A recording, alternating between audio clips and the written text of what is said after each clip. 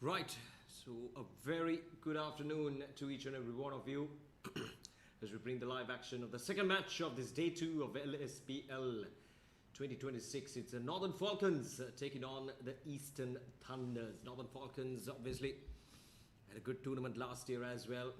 They'll be taking on the Eastern Thunders on the second day of the LSPL 2026. An absolute cracker of a match in the morning hours. It was a one-sided match, of course, but then a drastic difference to the pitch conditions, as I mentioned earlier as well.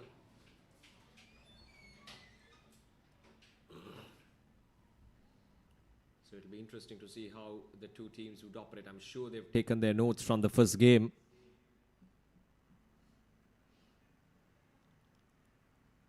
And Northern Falcons fielding first and putting Eastern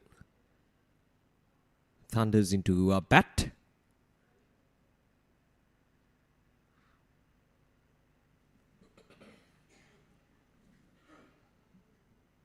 Right, so the final huddle before they walk out and take their fielding positions. It surely is going to be a cracking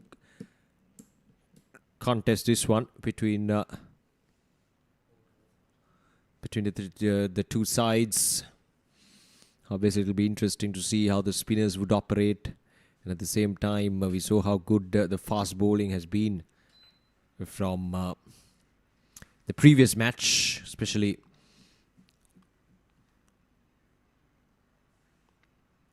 by the natives Titans, doing a good job with their fast bowlers. So, I mean, there's always plenty for everyone here at Thurston College grounds. Obviously, it's not a difficult pitch to bat on as well. It's just a matter of, getting used to the conditions, giving a bit more time compared to yesterday to settle in and then push forward as much as possible.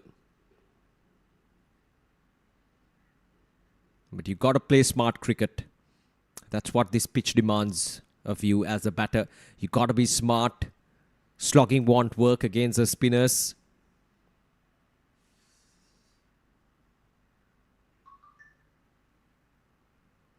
Off arm to start off the proceedings with the new ball, a tall lad.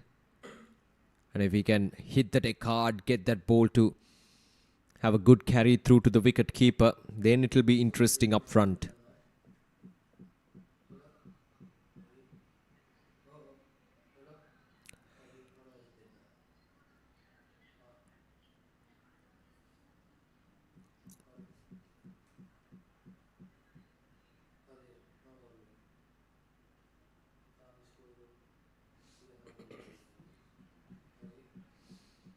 Right, here we go. The umpire says, let's play. And it's a ball one. The second game of this day 2 and overall the fourth game of this LSPL 2026. A good pace on offer there by the bowler farm. Getting it to go across the right-hander up front.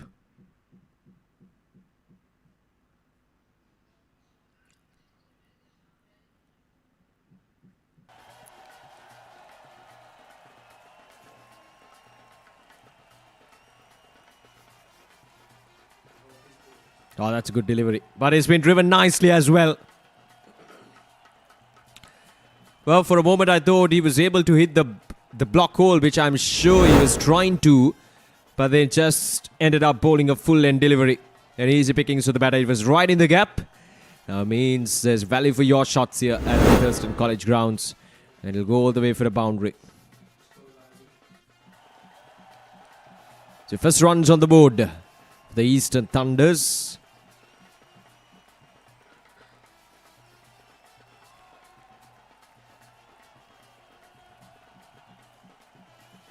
Trying to go for a quick single. Dasun.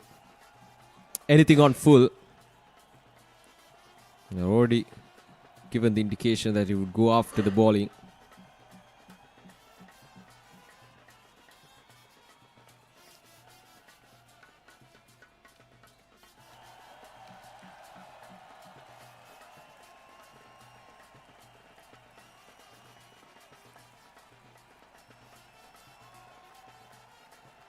Should be wide.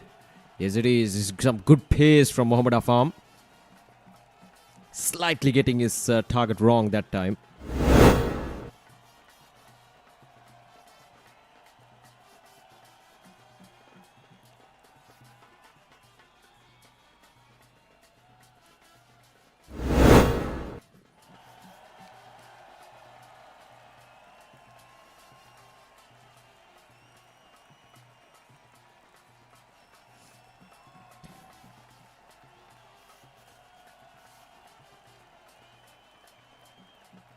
Off the edge, will run down towards the deep third. We're in the power play. There is a deep third in position and a backward scoring, a deep backward scoring fielder. That's not often you see a deep backward scoring fielder who is somewhere right in the middle of scoring and backward scoring. You don't often see that unless you know the batter well. And if it is a strong area of him. Sajid Gunatilaka at the other end. The two openers, Sajid and Dasun. Need to get a good start here. The power play. We talked about this yesterday as well. It's just a matter of getting a good start. And good start in the sense if they can get to 40 to 45 runs in the power play without losing a wicket. That would be ideal because it's a 25 over game and you can go for an extra 2 overs of power play between over number 15 and 25. So if you preserve your wickets, that would be really beneficial at the latter part of the innings. So first over done, 6 runs coming off from the first over from Mohammad Afam.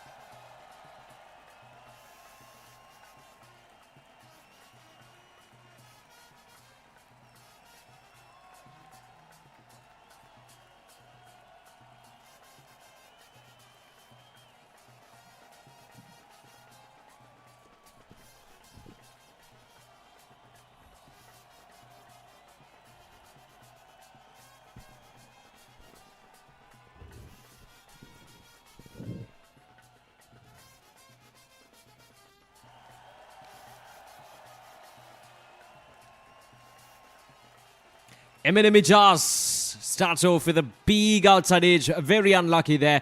But Dasunabe Vardana should consider himself extremely lucky. He just threw his bat at a ball that was very wide outside the off stump. And he gets a boundary. That's the second boundary of the innings. And it was right in the gap.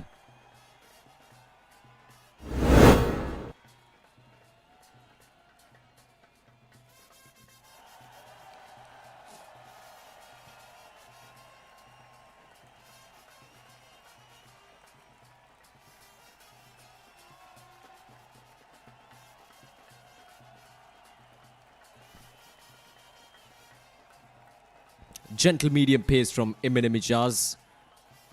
Quite the contrasting pace from the two ends from the Northern Falcons. Mohammad, who was operating from the other end, was express. And Eminem Ijaz, very gentle medium pace. The wicketkeeper is standing up front as well. But do we have a change in the field?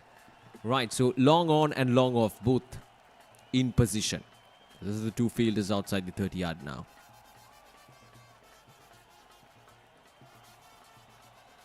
That's been given as a wide.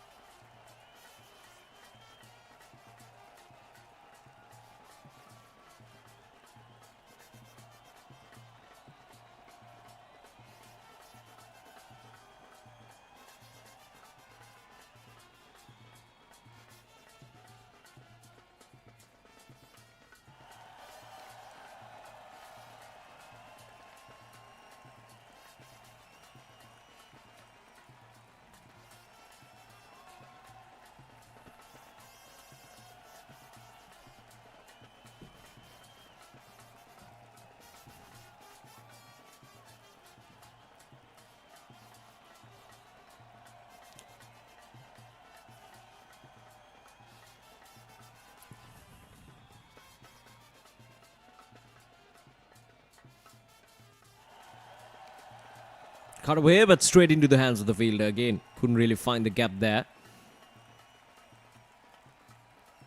Tasun Abhivardhan has been trying so hard to pierce that gap on the offside.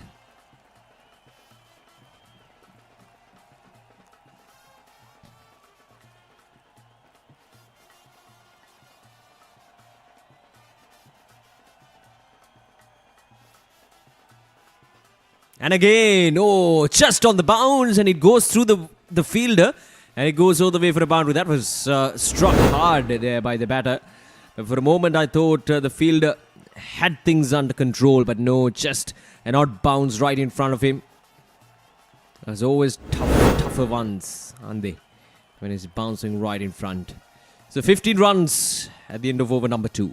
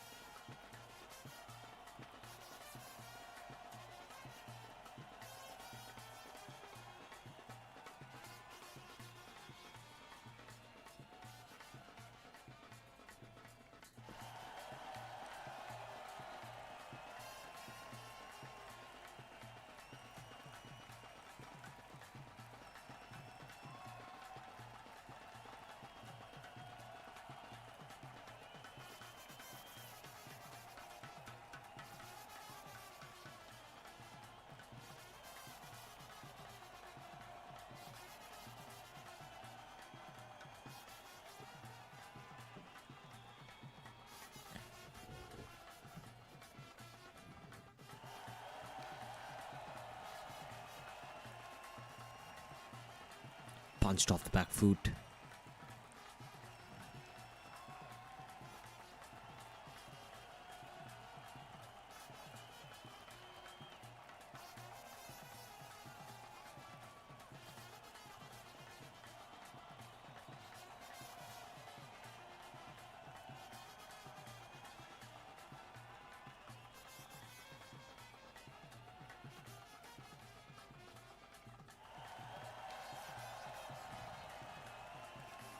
That's a good looking shot, and it's gone all the way for a boundary.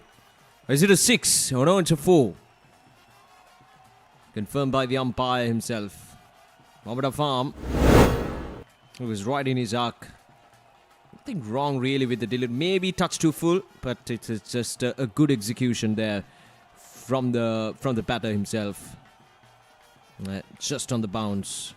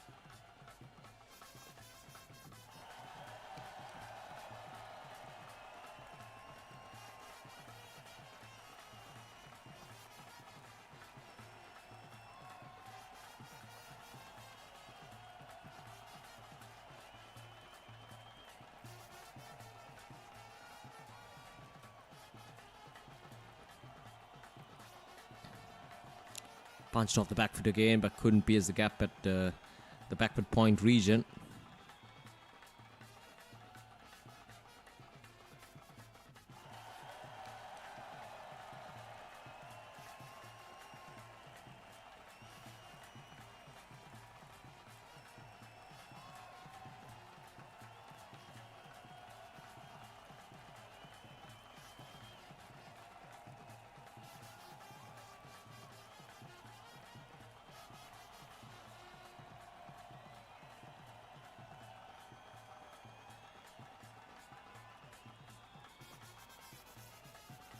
This time he goes high up in there and doesn't matter. It's behind the wicket keep and it's gone all the way for a maximum. That's the pace of Mohammad Afam. Working against him. The bowler himself. And that's the end of the over as 25 runs.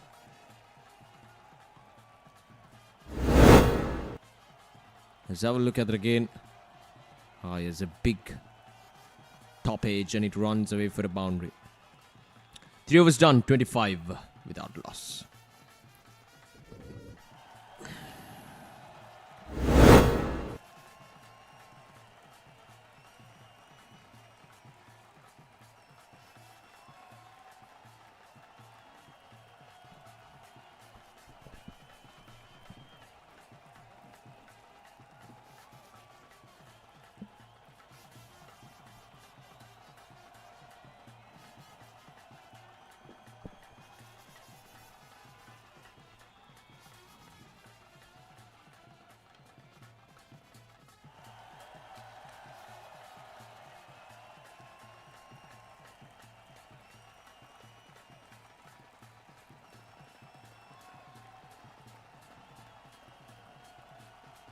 This protection down in the deep will be just a single.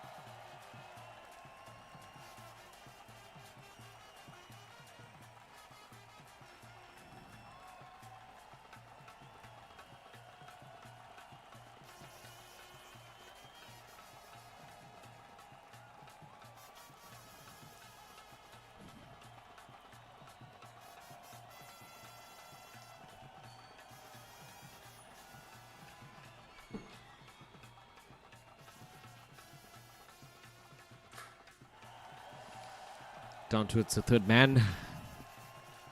Eminem Ijaz. Can't afford to give width. Simple as that. With the pace that he's bowling, you gotta keep it straight. He's got protection down in the deep, so he can afford to bowl it straight. But he cannot afford to bowl it wide outside the off stump.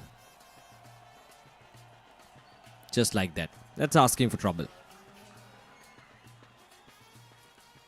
You can easily put it away in the gap.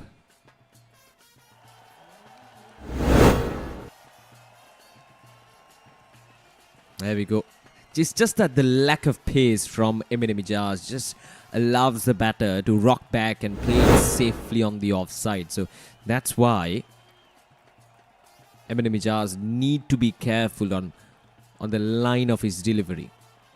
The margin of error in the power play is so minimum. That's much better. Now he got protection down in the deep order. Doesn't matter. It was so well struck. It's gone down the ground and it's gone all the way for a boundary. So back-to-back boundaries. Maybe it's time to adjust the long on and long off fielders a bit. It put them a touch bit straighter. That would really work out. 4 overs done, 35 without loss.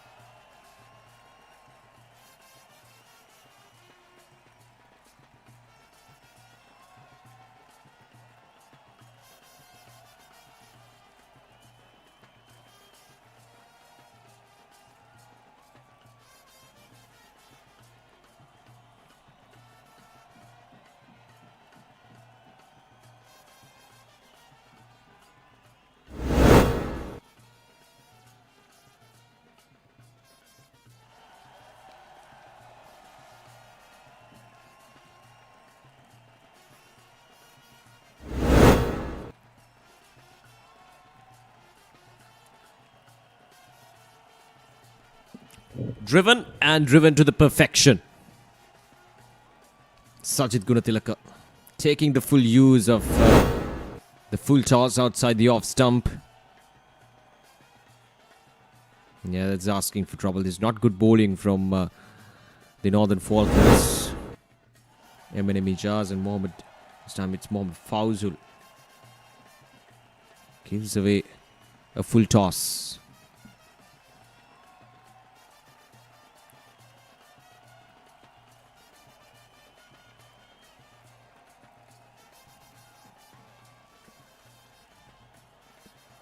Yeah, probably just height might be an issue there.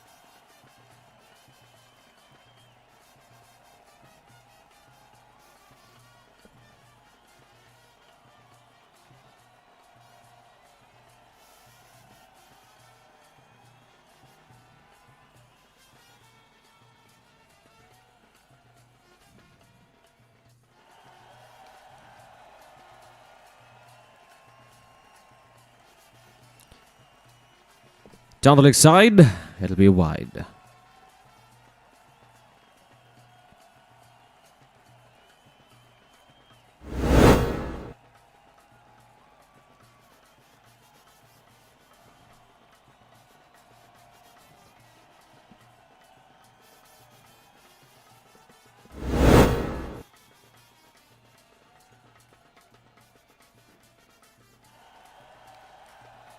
Now this time, always a good delivery. Just outside the off stump. That's good from Fawzul. That's the area where he should be bowling at.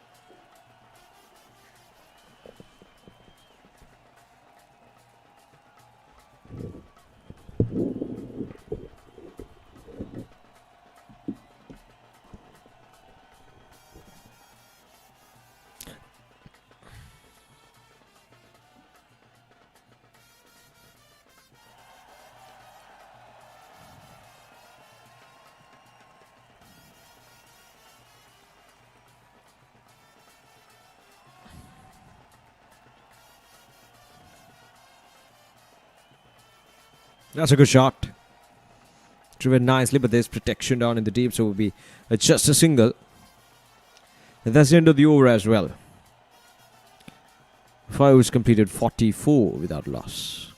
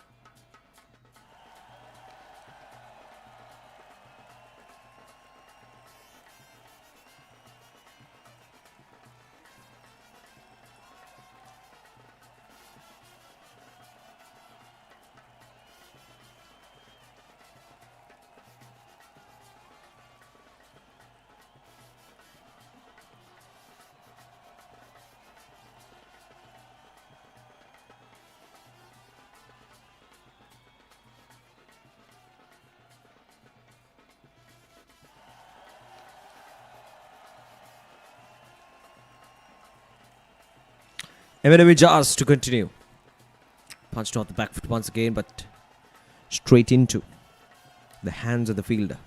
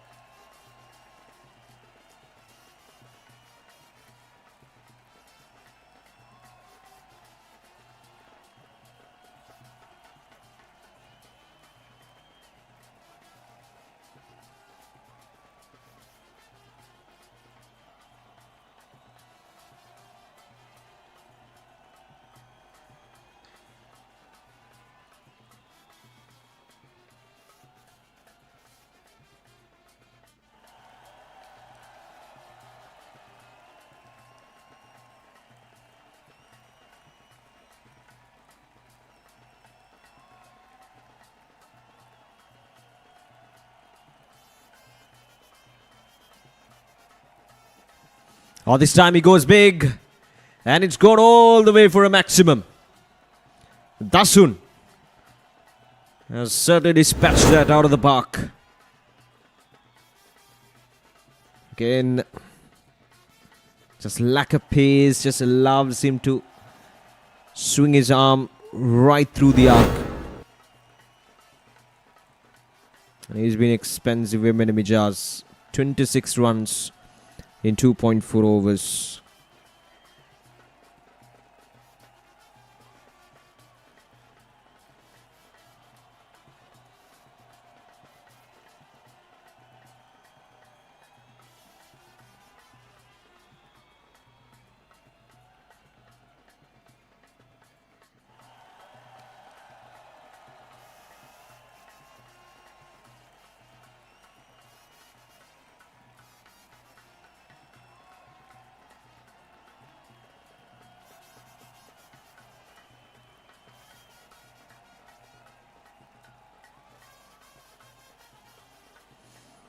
Down the next side, should be wide as it is.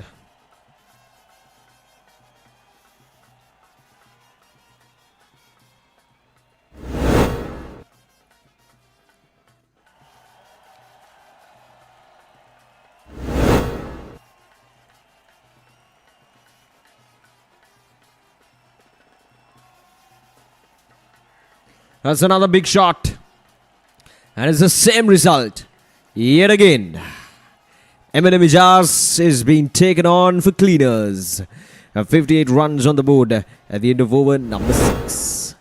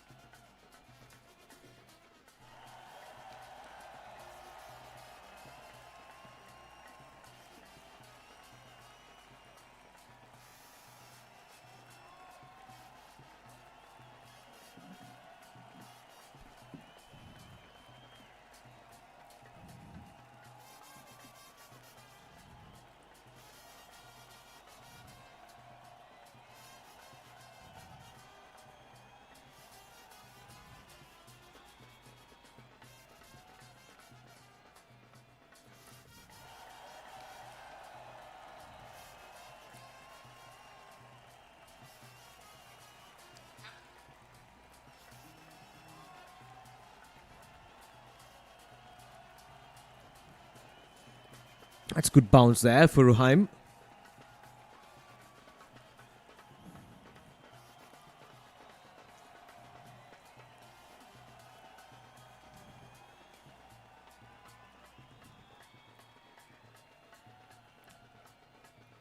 That's a good delivery once again. Good gentle pace, not trying to overdo anything. Just land in the right area. That's all you got to do in this surface. You got to land in the right area and bowl at the right pace. That's probably about it.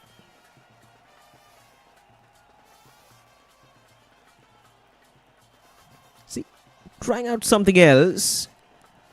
Got it entirely wrong that time. It's a wide. Just keep things simple. Still the early days of the game.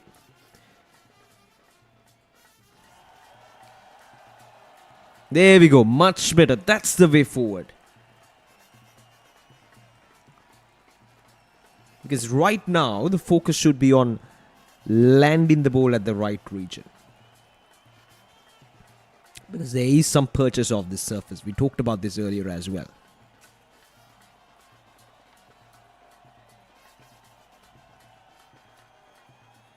A left armer against a right-hander is always an interesting proposition.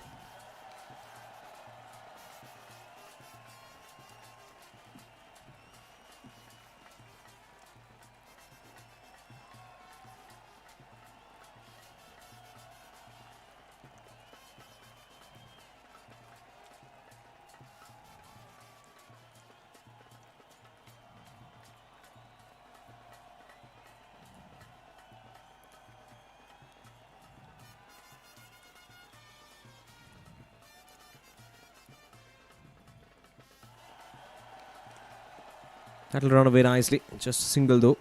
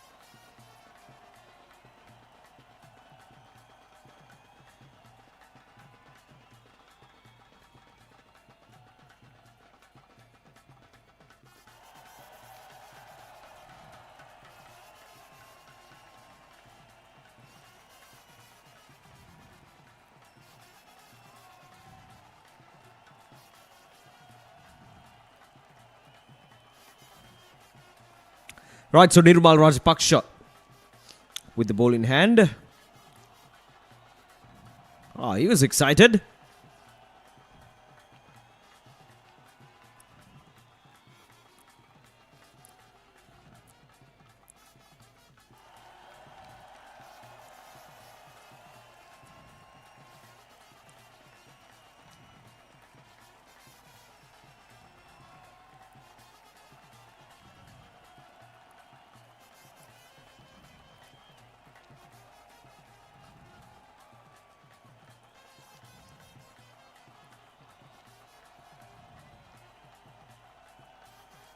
Should be down the leg side and it'll be a wide as well.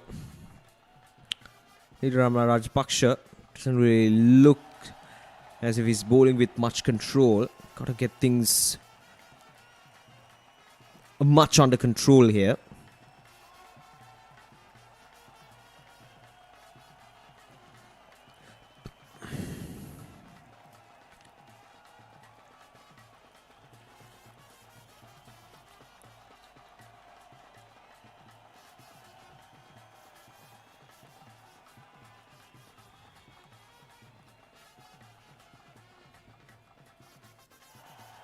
That's a good looking shot, and it'll run away for another boundary. Yeah, Dasun is toying with the bowlers at the moment.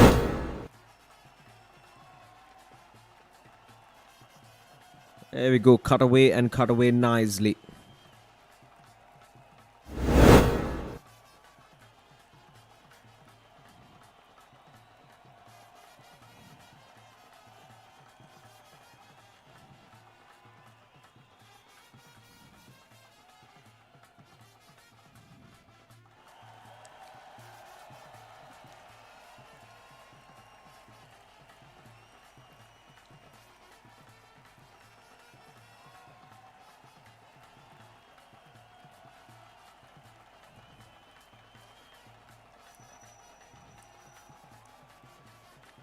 Down the leg side.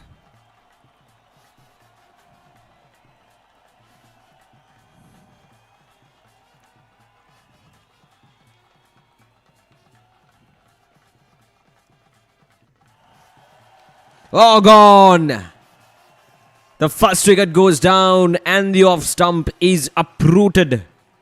Nilma Rajapaksa, after bowling 3 wides in the over. In fact, the leg stump. Well, after bowling 3 wides, Nirmal Rajapaksa comes in, bowls 1 right into the batter, the right hander, and it goes and it uproots the leg stump.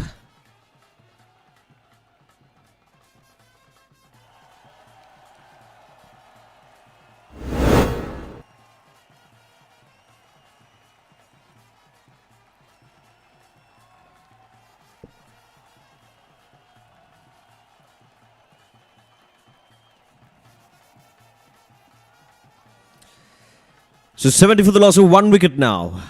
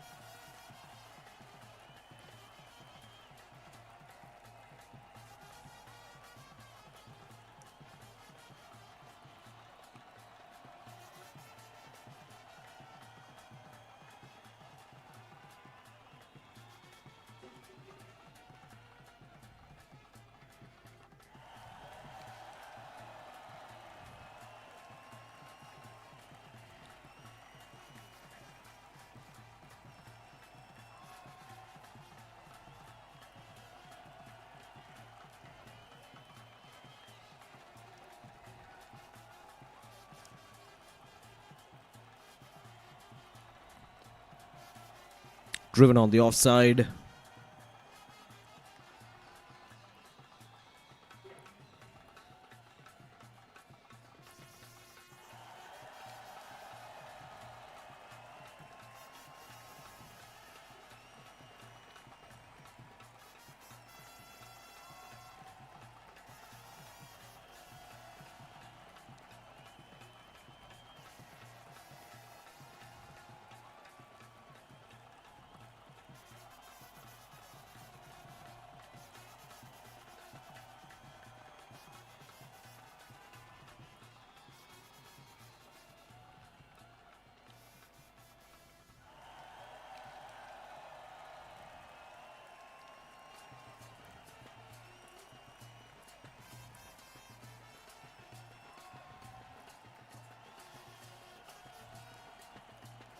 Right, so Ruhaim to continue to bowl the 9th over.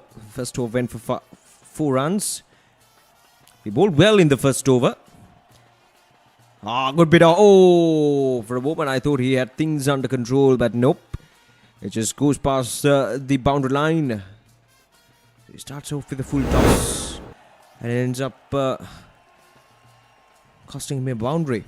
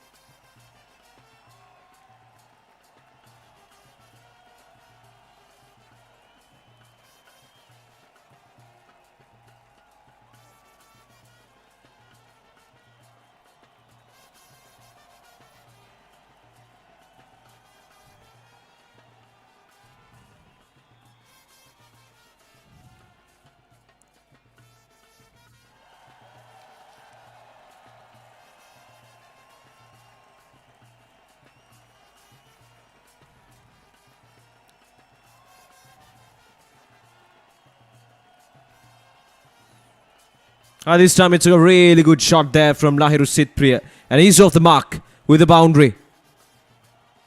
Right behind that squalid fielder.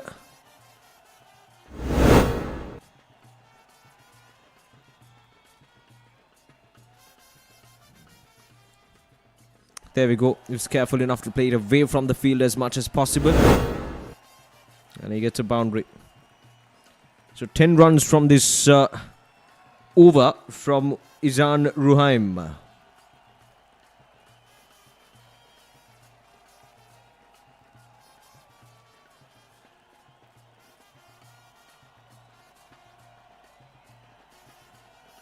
Again, touch to full. He bowled well in the first over, but now this over has been, well, frankly speaking, a bit all over.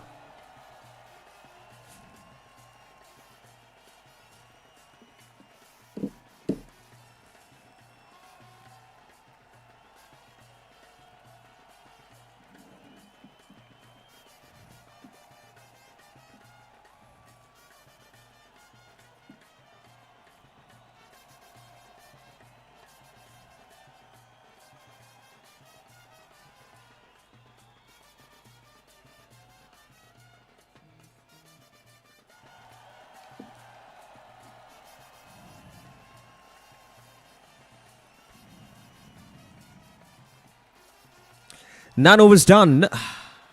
82 for 1.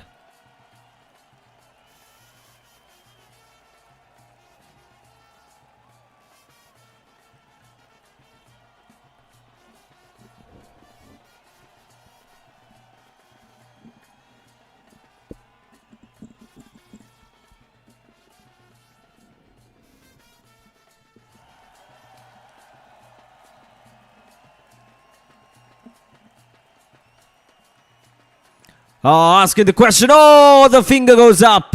Nirmal Rajapaksha. He picks up his second wicket. And Sajid has to depart for 26 runs. Yeah, just the slightest of the nick. He was going down the leg side. He was trying to get a small connection that would run away for a boundary, but it only ended up in the hands of the wicketkeeper. Vihanga behind the stumps. Oh, he takes a good catch. That's a real good catch there. So Sajid has to depart. 82 for 2 now in 9.1 overs. Sajid Gunatilaka is gone for 26 of 27 deliveries.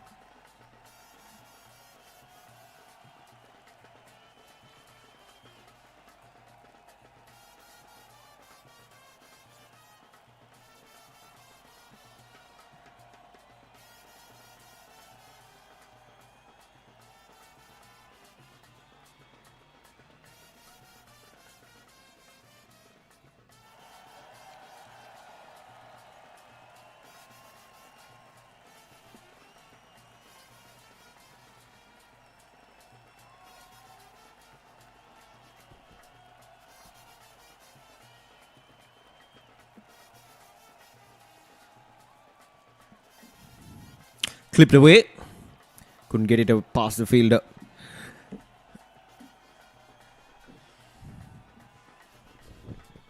So far, so good from Nirmal Rajapaksa. He was a bit wavered in the first over, but he picked up a wicket in that over as well. Had been hammered for a couple of boundaries, but then he come back strongly here.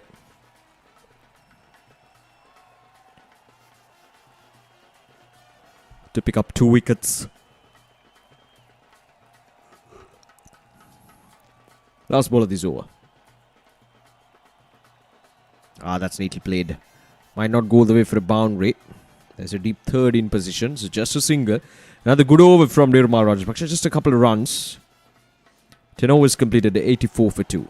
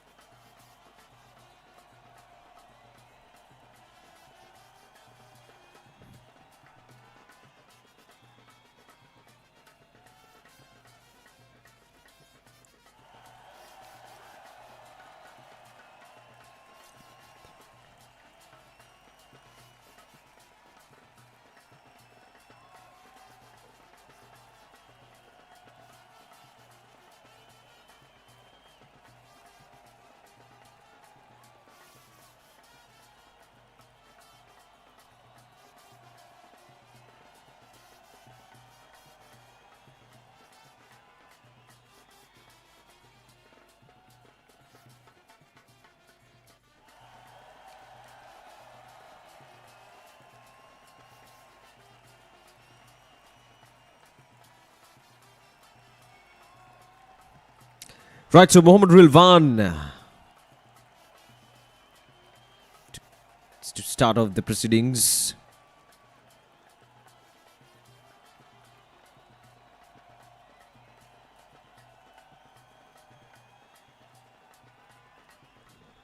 Well, that's a good looking shot. And it goes through, it goes past the field, I would say, towards the boundary.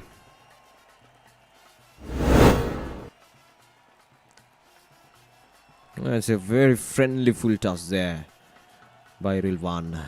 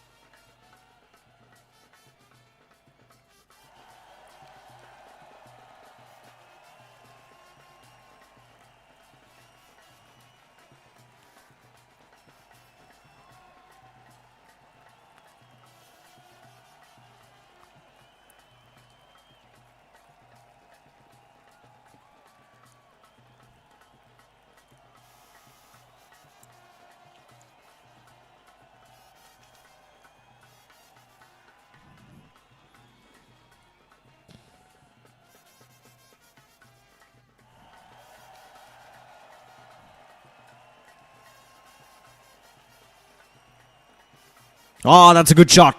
That really made a very good sound off the bat. And it's gone all the way for a maximum.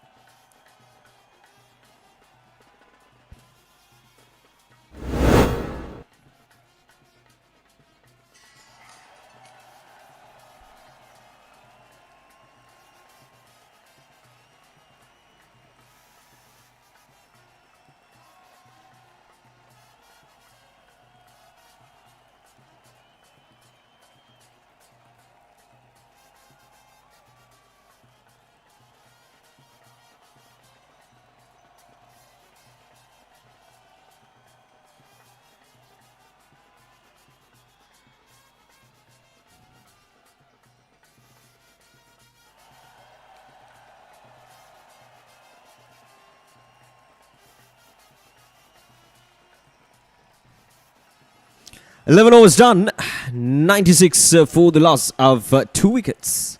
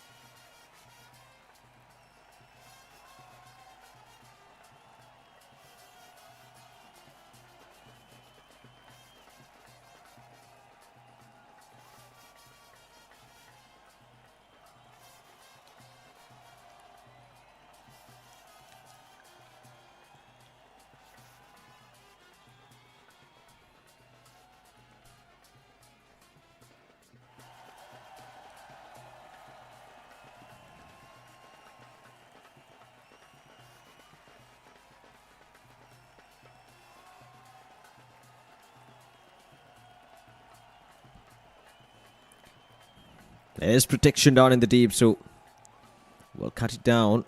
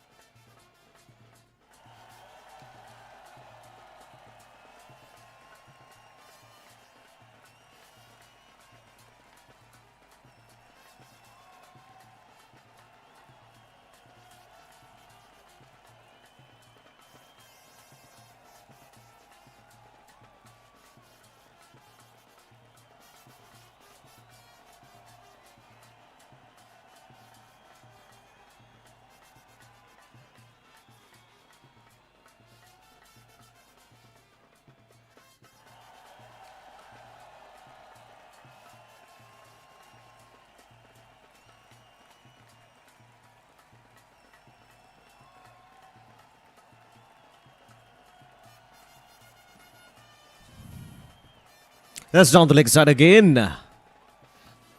Given as a wide.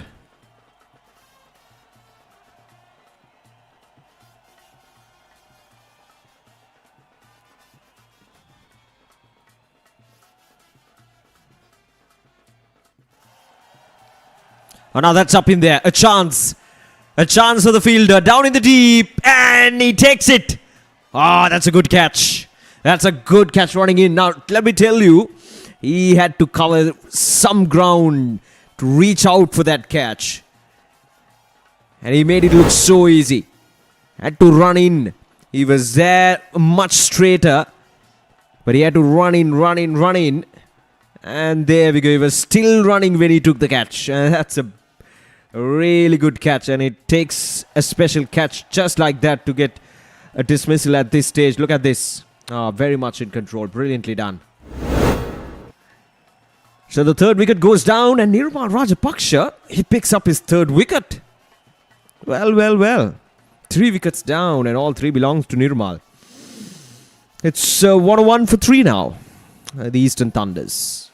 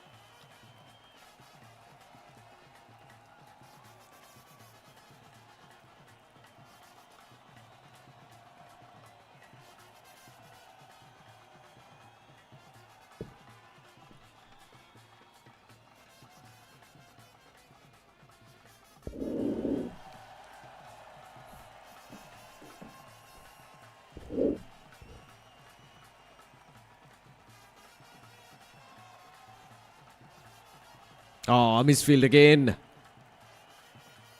We'll get a couple of runs there. That's the end of the over. Tolo is done. 1 of 3.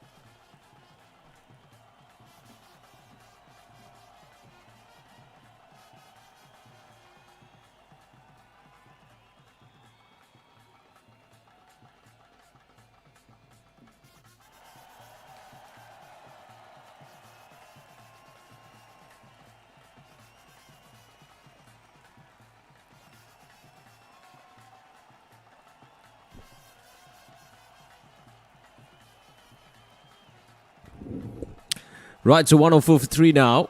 The projected score stands at 217, which would be a really good score on the surface. Laru Sitpriya and Dinuja, the two batters out there in the middle.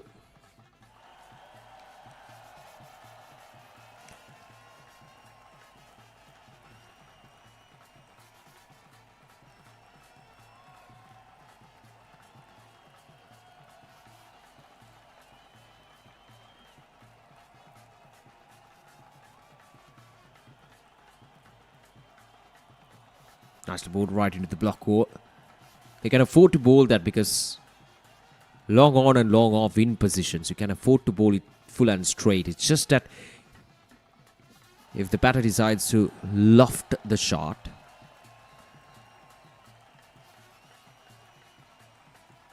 then the long on and long off fielders will have to be a bit proactive in terms of how they would react, obviously.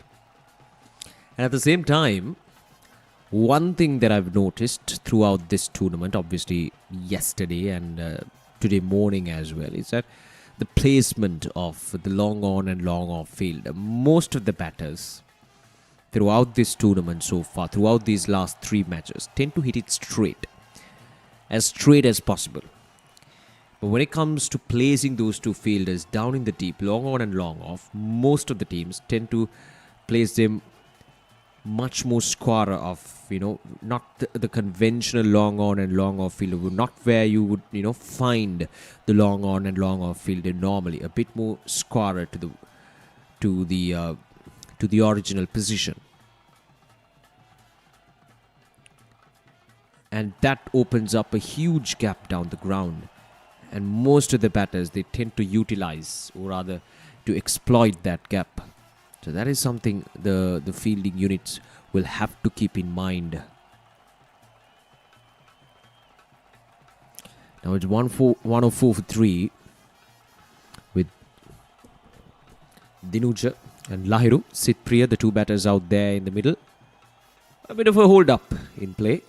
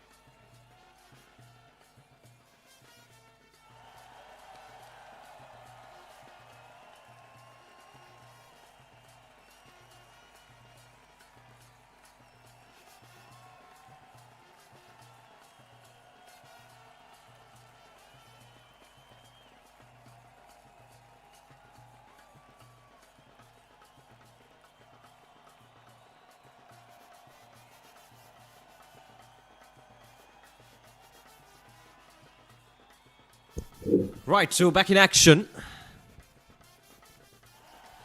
105 for 3.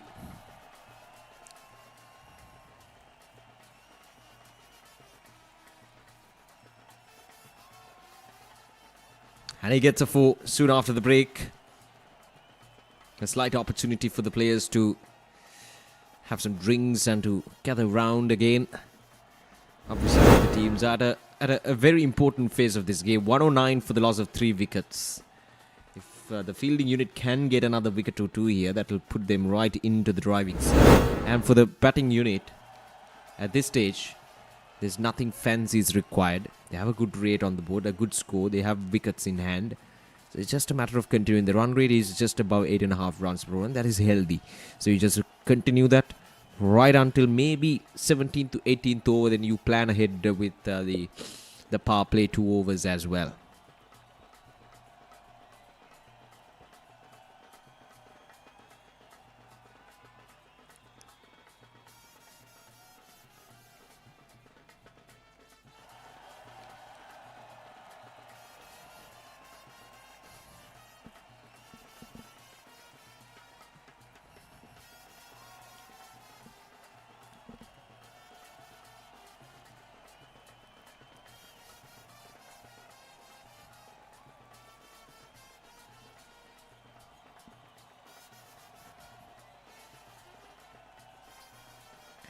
Thirteen overs done. 110 for 3.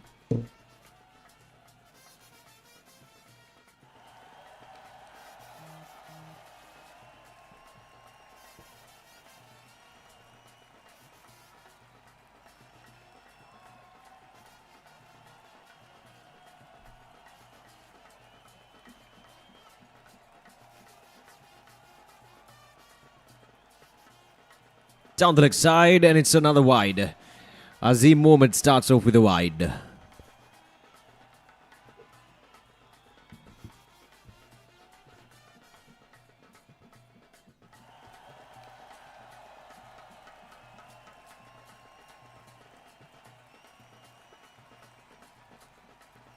Oh, another wicket. Well. It's a timely wicket for the Northern Falcons. So 111 for the loss of 4 wickets now. Let's have a look at it again.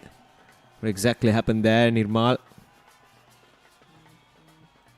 Ah, yes. Just maybe clipping top of leg stump for sure. The finger goes up nice and slowly.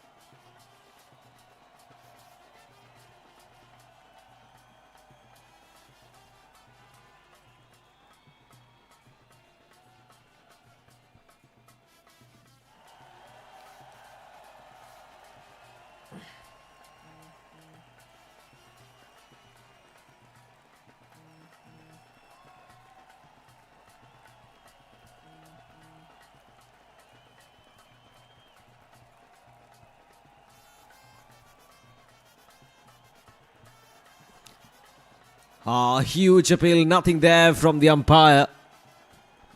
Nirmal.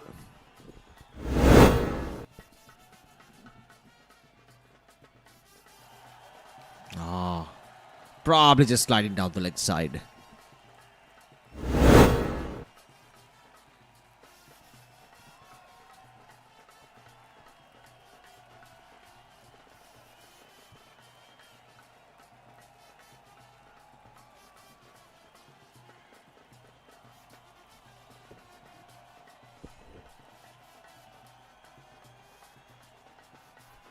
And this time the finger goes up. Well, the second time is a charm, they say. And Nirmal Rajapaksha gets 2 wickets in the same over.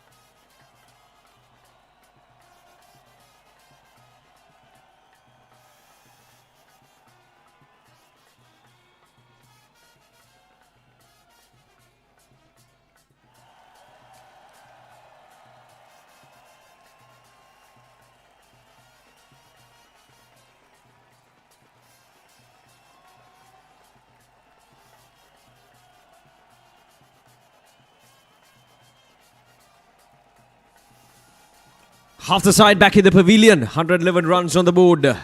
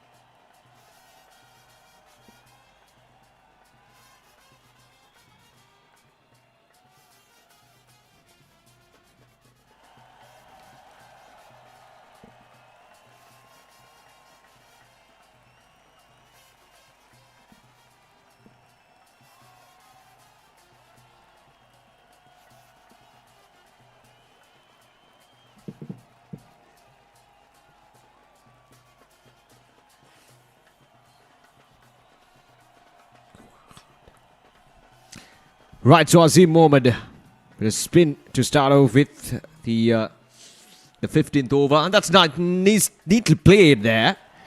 Dinuja picks up a boundary just like that, using the pace of the ball.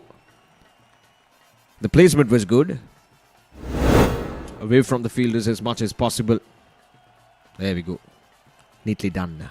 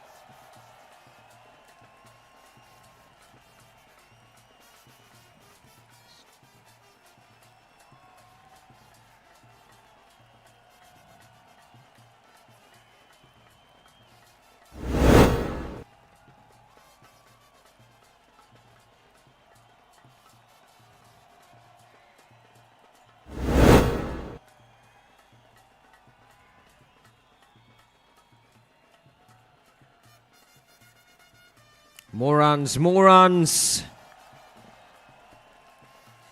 This is good. That's the second boundary in this over. Azim Mohammed got to rethink about his strategy here. Already 9 runs from this over.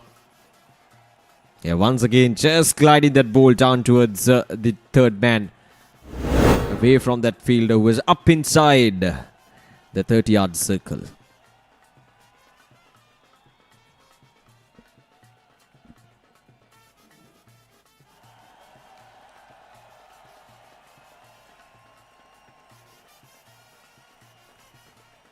Sneaky down once again onto the onside. Coming back for the second run. Got to hurry. And they'll be home safe. Just a couple of runs. That's good running between the wickets there. The two batters, Rashmika and Dinuja. Both the batters look to be in good touch. And they need to maintain this run rate. Although the wickets have fallen down, the run rate has been maintained properly. Up and above 8 runs per over. 122 for 5 now. At the end of over number 15.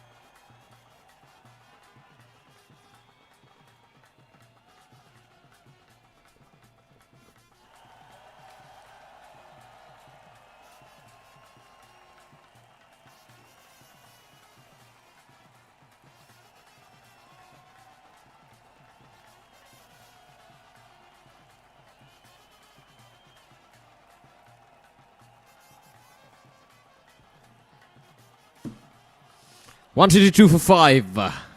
Nirmal Rajapaksa to bowl his last over. 5 wickets. For 19 runs. That's something else. All the 5 wickets that fell so far belongs to Nirmal Rajapaksa. Now we have our first 5-wicket haul in this tournament. We had the first century on day 1, game 1 itself. And now we have the first 5-wicket haul in the tournament. And that belongs to Nirmal Rajapaksa. 21 runs given away so far. And he's bowling his last over. And he picked up 5 wickets.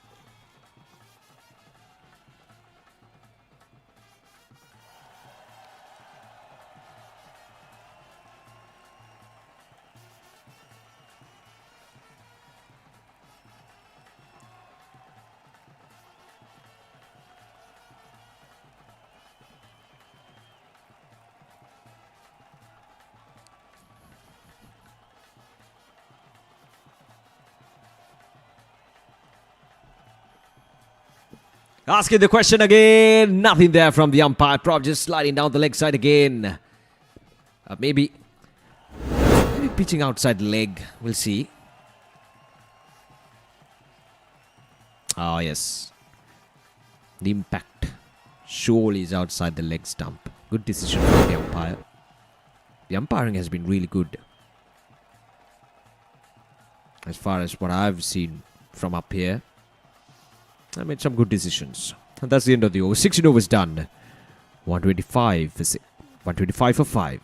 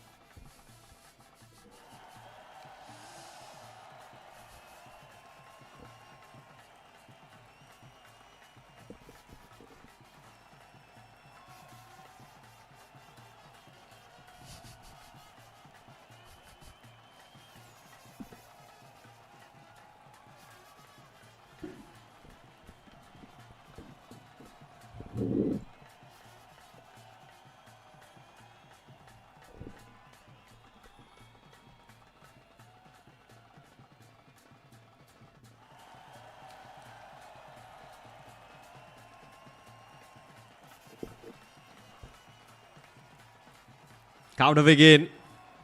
Short third man fielder.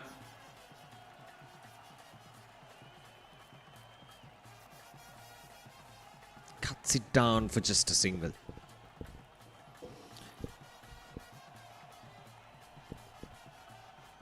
Now what do we have here? Short fine leg, short third man. A backward square leg, deep backward square leg fielder.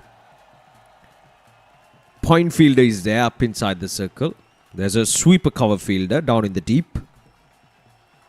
He plays it down the ground, a chance, no, just on the bounce to the fielder down in the deep.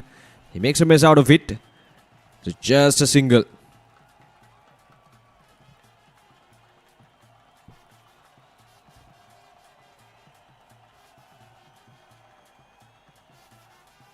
Pretty much of a spread out field for both these batters, Rashmika and Dinuja.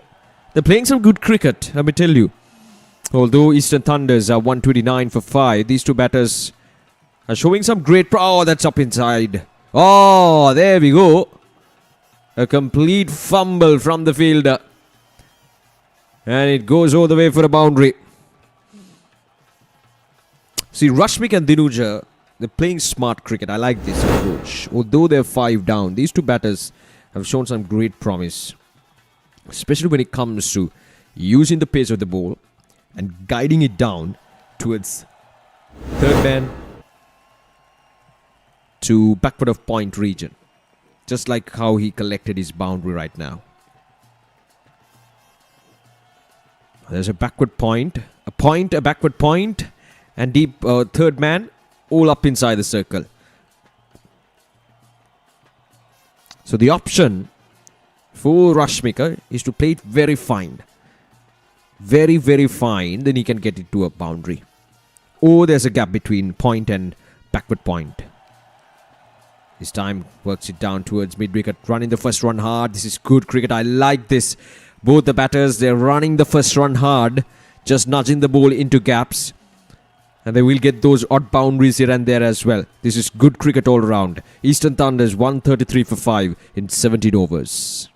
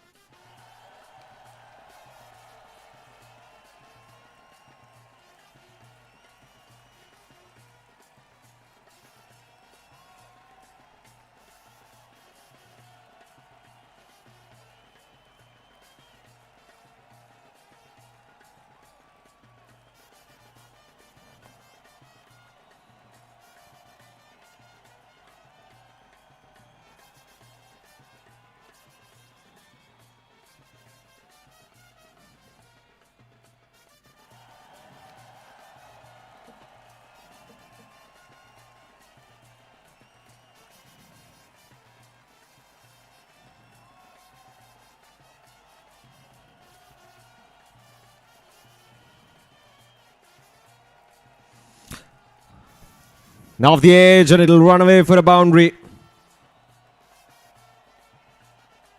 Good strike there. There we go. Well, it would be unfair for the play if I call it an edge because that was very much intentional.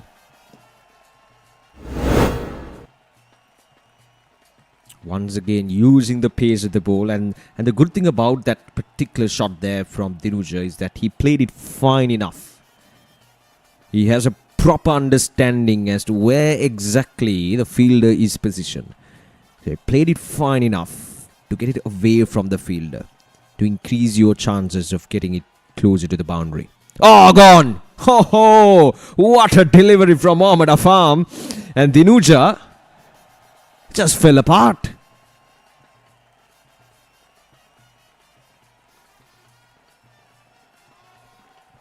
He just crashed down, Dinuja. And the 6th wicket, just like that, 141 for 6. Mohammad Afam picks up his first wicket. Oh, that is brilliant. That's such an anticlimax thing as well. There we go. It was right in the block hole. You cannot get anything better than that from Mohammad Afam at this stage. A pinpoint yorker right into the block hole against a batter who looked good out there in the middle. And that's all the more reasons why this wicket is a very important and a timely wicket for the Northern Falcons. 141 for 6.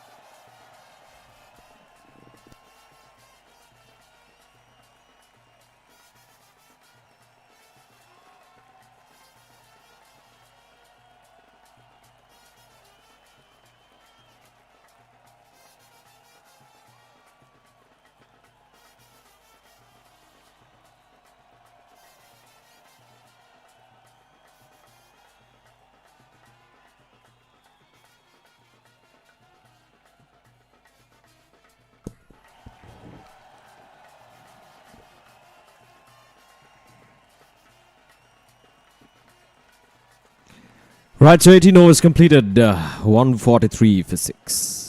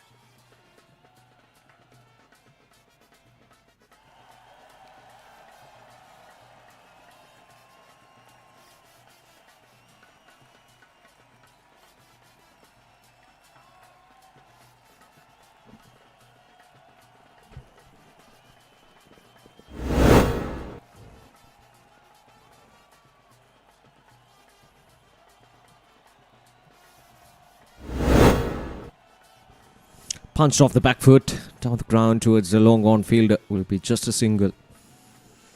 The run rate has tipped down a bit. It was right around 8.2, 8.3 region, but now it has come down to 7.9. But still, there's plenty of time remaining, and you got 2 power play overs as well remaining for the Eastern Thunders. Now, this is where the real question comes in. At what point, or at which point do you take your power play overs? Already 6 down. Rashmik is on 16. Tariq Nazia. Well, it's too early to tell what exactly was going to happen. And this time, Rashmika plays it up in there. There's protection at long off, so it will be just a single. So my take is, you take the power play overs while you have Rashmik out there in the middle. He's dealing at almost at a runner ball, 17 of 16. And Tariq Nazia looks like someone who can manage things. Remember, he comes in at number 8. 145 for 6 now in 19 overs. So it'll be interesting to see at which point Eastern Thunders would take their power play overs.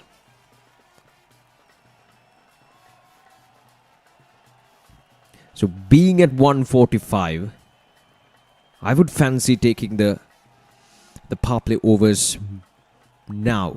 Or maybe the next over. No later than that.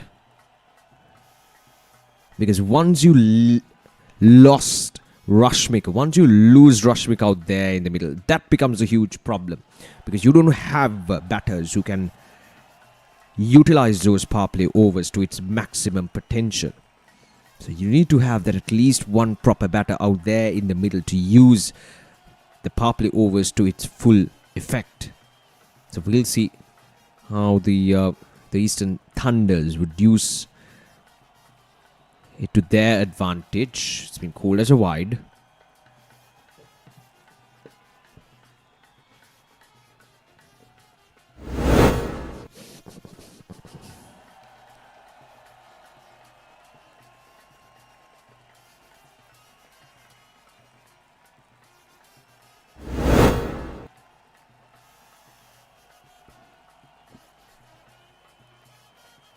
Oh, this time, man, it's gone. Oh, it's the big man. It's Rashmika.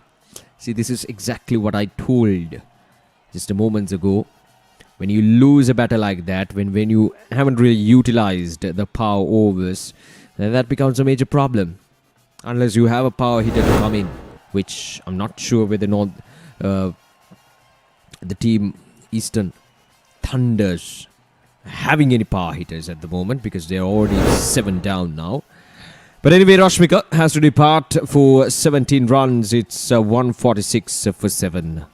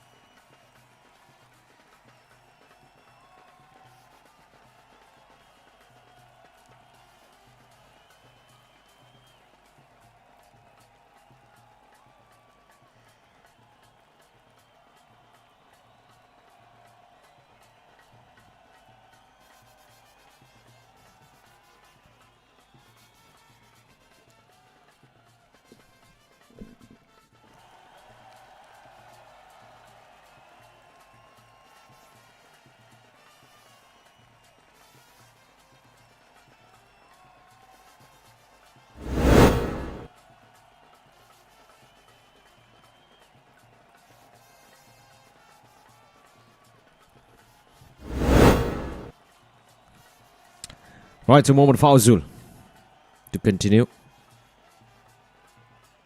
Good bit of fielding. This is good.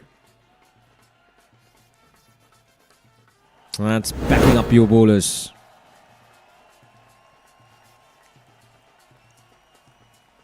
There we go. Clean take.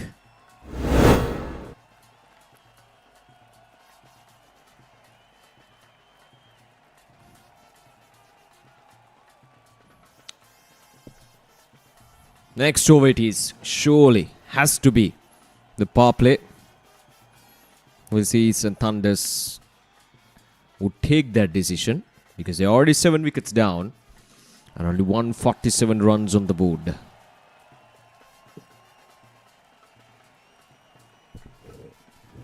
Tariq Nazia and Shamud, the two batters out there in the middle. And that's the end of the over. 20 overs done. 147 for the loss of 7 wickets.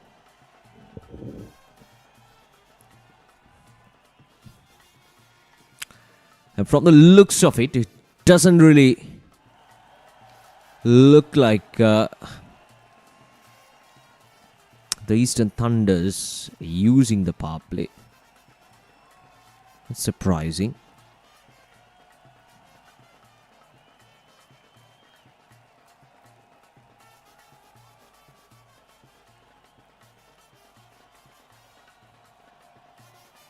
You literally have your number 9 batter Chamud out there in the middle. And Tariq Nazia, one of just 7. Oh, that's a good shot. That's down the ground. Has it gone all the way for a maximum? Ah, yes, it has. Wow. There we go. Chamud is proving me wrong here. Coming in as number 9 batter. That's a really good shot for a number 9 batter. That's sheer power there from the batter himself. Playing it down the ground quite nicely, gracefully as well.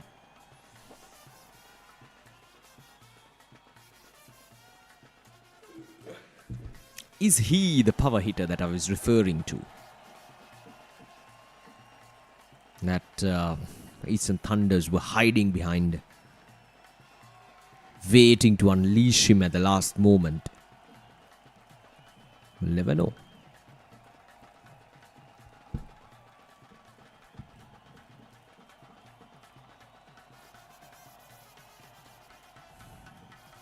Off the pads. Is it? Nothing there from the umpire.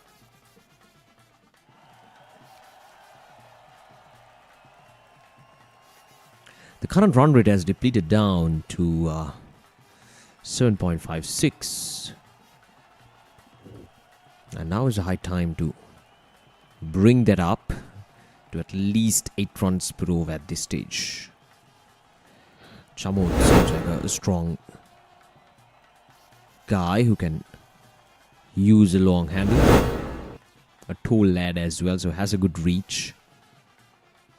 Might be useful. He already proven himself with a 6. And he does that again. Wow, it's gone all the way for another maximum. So 2 sixes in this over, and both belongs to Chamod.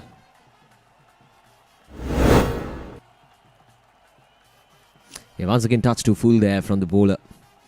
And straight and almost similar kind of shot. This time as well.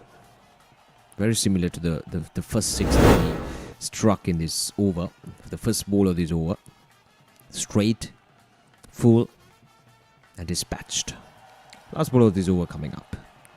14 runs so far from this over. From Lasanta. Cut away. It's up in there and it's taken. Well, that was a very loose delivery from Lasanta.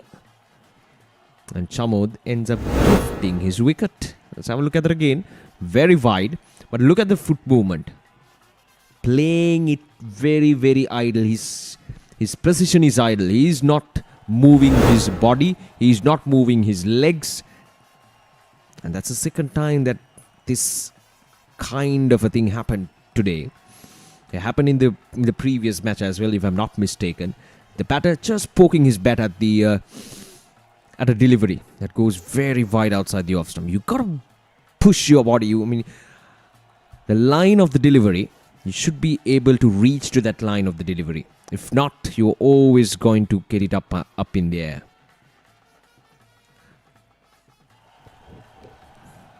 But it's a wicket nevertheless for Lasantha. And Chamod, well, he looked promising. He struck a couple of sixes, but now he's gone as well.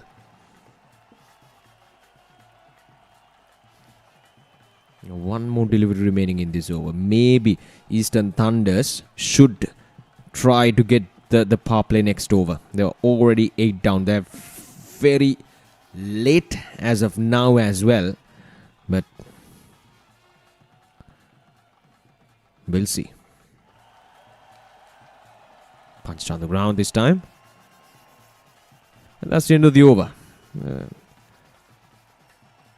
21 overs done. 162.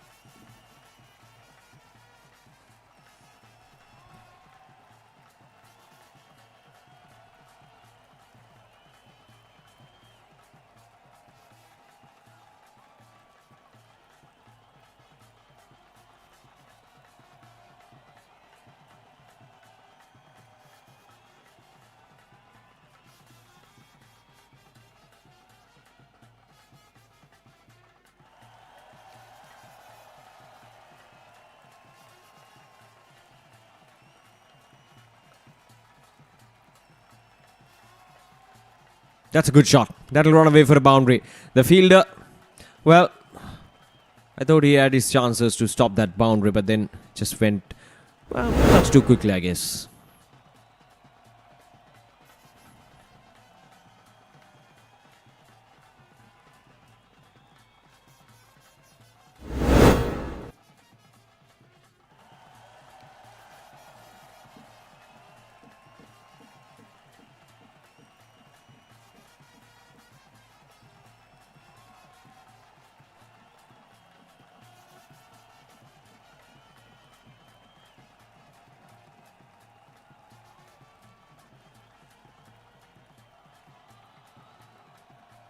Oh, he's gone.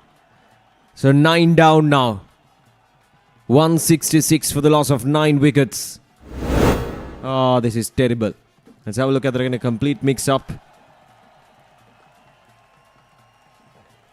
There was no single there. For sure. So 166 for the loss of 9 now. Now, Eastern Thunders,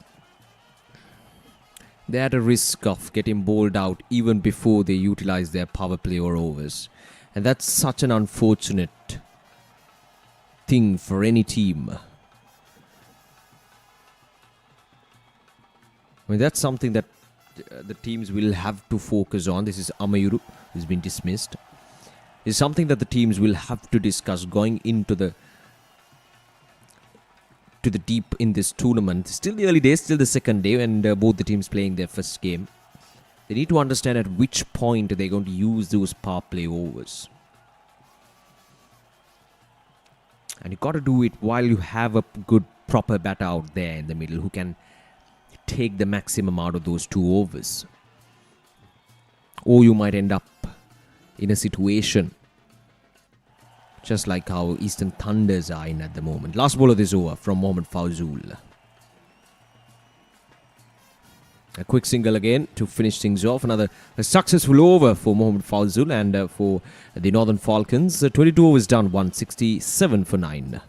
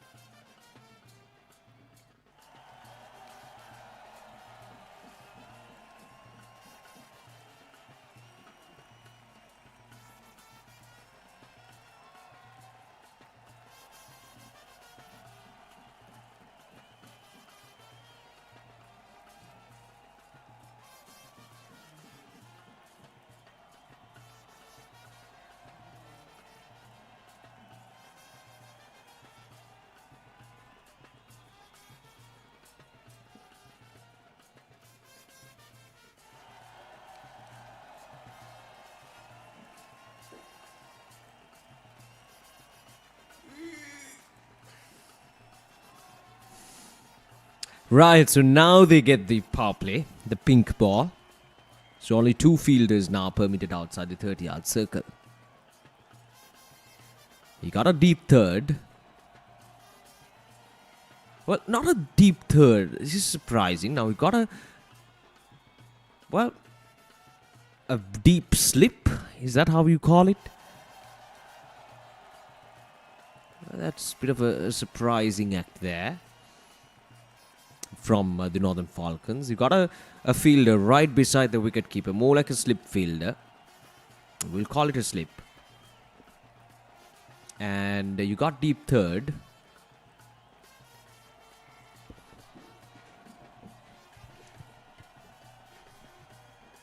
Gone. That's it. See, this is a problem. When you take the power over very late in your innings, when you don't have wickets in hand, you can't take any risks in the power play. That is not a good strategy from the Eastern Thunders. They got to rethink about that, and I'm sure they will think about it when they go on to play the next game, when they go on to bat in the next game. But anyway, they've been all out for 167, the lowest total in the tournament so far, and the target is set for the Northern Falcons. They need 168 in their 25 overs. So we'll see whether the Northern Falcons would be able to chase things down, or whether Eastern Thunders would be able to defend this total. Now, this was the final wicket.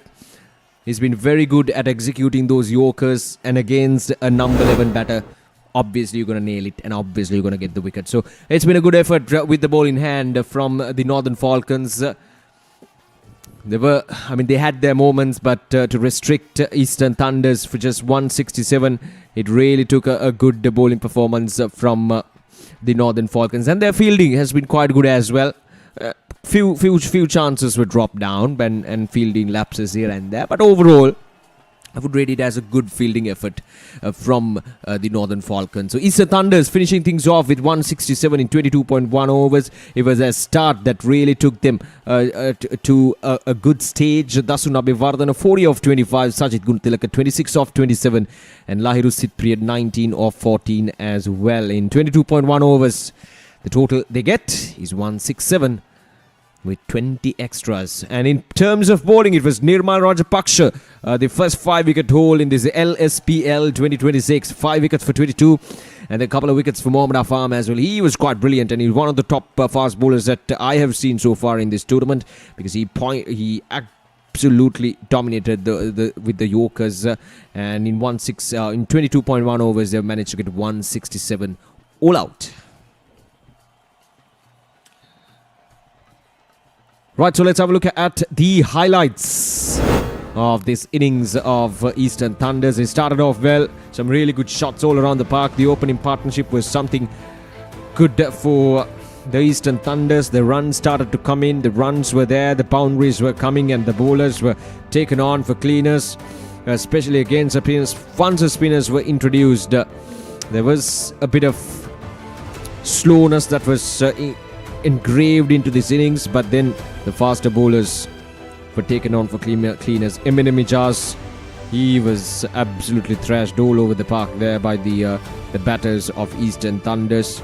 Quite a lot of runs came in during that period, especially in the first 10 overs. The runs were there in excess of, they were going in excess of 9 runs per over in the first 10 overs.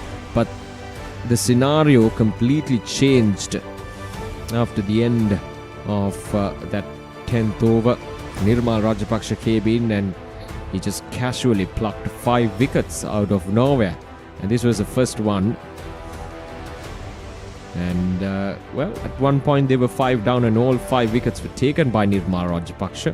A bit of unorthodox bowling action, bowling with the wrong foot, but then very effective in these sort of conditions where it's giving a bit of a support as well.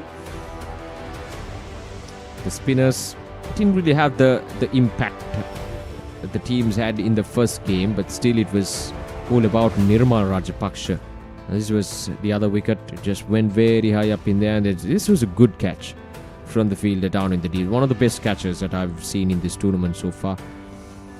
And then there was this brief period where a good partnership was building up between two players, but then Nirmal Rajapaksa came in and plucked wickets one after another just making it look so easy out there in the middle to record the first 5-wicket haul in the tournament, the LSPL 2026. Eastern Thunders finishing off their 22.1 overs, all out for 167. They only played one delivery in the power play, and that is something, as I mentioned earlier countless times, that is something that they will have to think about moving into the next match when they're going into bat. You've got to have wickets in hand because you're taking a risk in the power play overs, and to do that you need to have wickets. And when you're 9 down and you take the power play, it doesn't really make any sense at all. So as a result, Eastern Thunders, their chance of pushing for anything beyond 180 was scrapped off because of their own strategies, I would say. So they finished things off with 167. This was the final wicket, the first ball of the power play. Right, so Eastern Thunders making it to 167 in 22.1 overs. And the equation is quite simple for the Northern Falcons. They need 168 in 25 overs. So we'll take a short break and we'll be back on the other side with the run chase.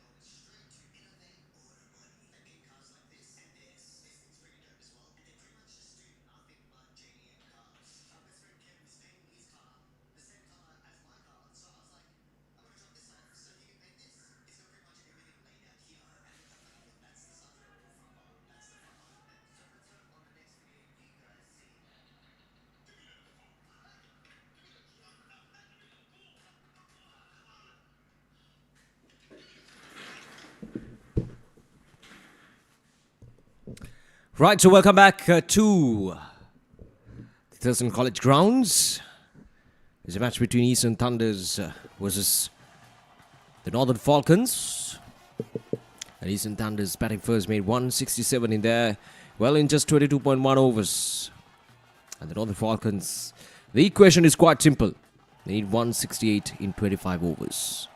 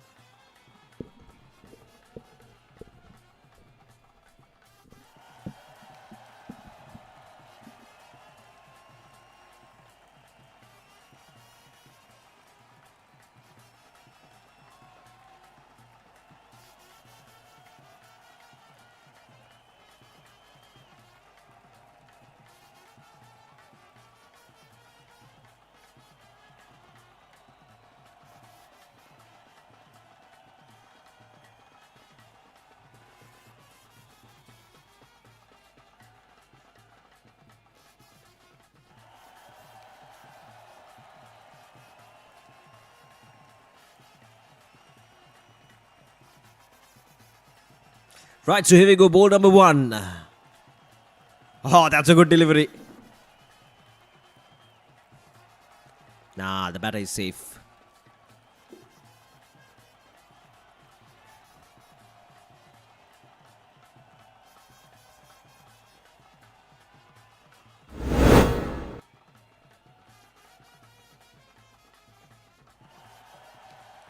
A good throw by the fielder, but the batter is safe.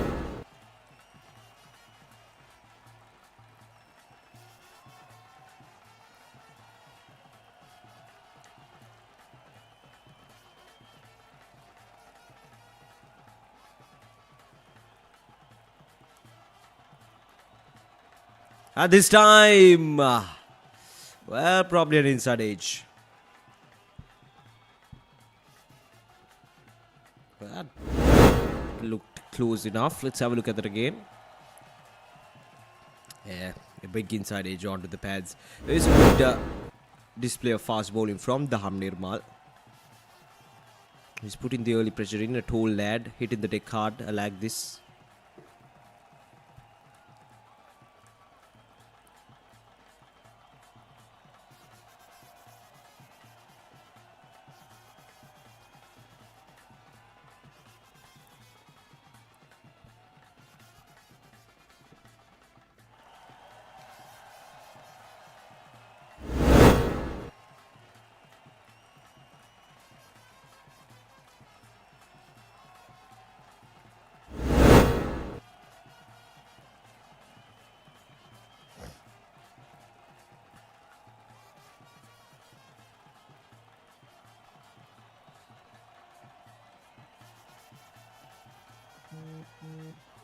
Off the edge. Oh, well. That was flying away and running away so fast. But then you got to hold on to those early stages of the game. You don't have much runs to defend. Look at this, a very thick edge. It was surely the wicket-keeper's take. A chance gone begging in the first over itself.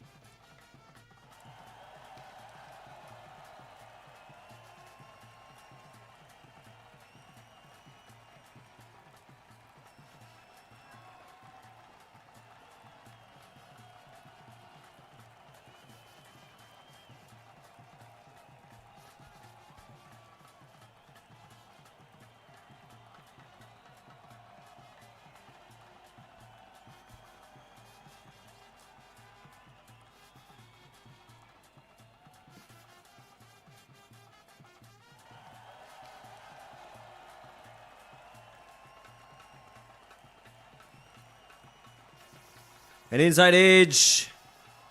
It'll run away for another boundary. Nope.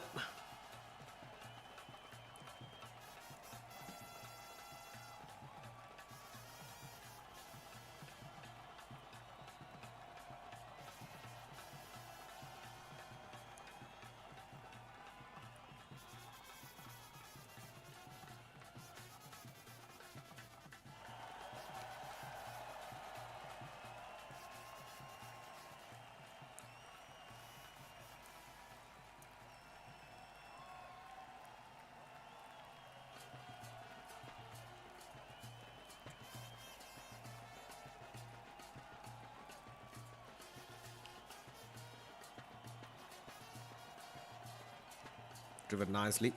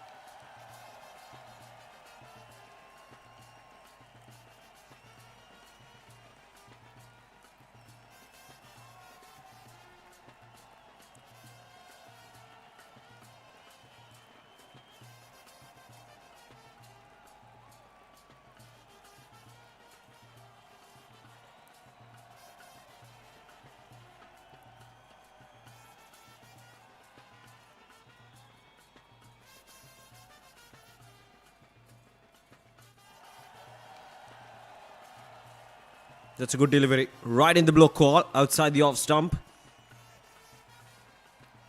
6 runs so far on the board.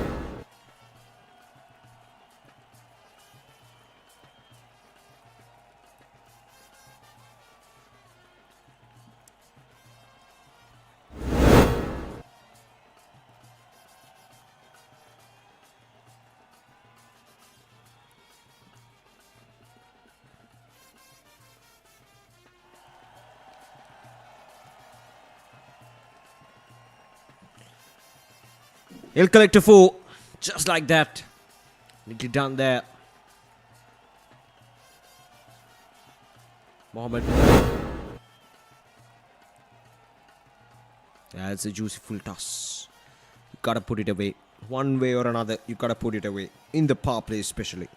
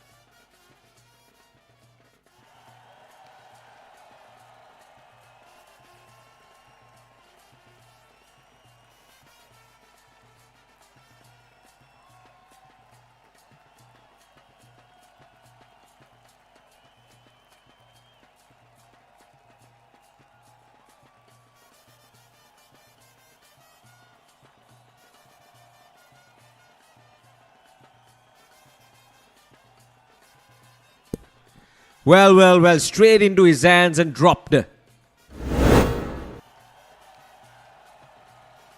Well, well, well. There we go. Doesn't get more simpler than that. It's a true 2-drop chances so far. That's a bit concerning.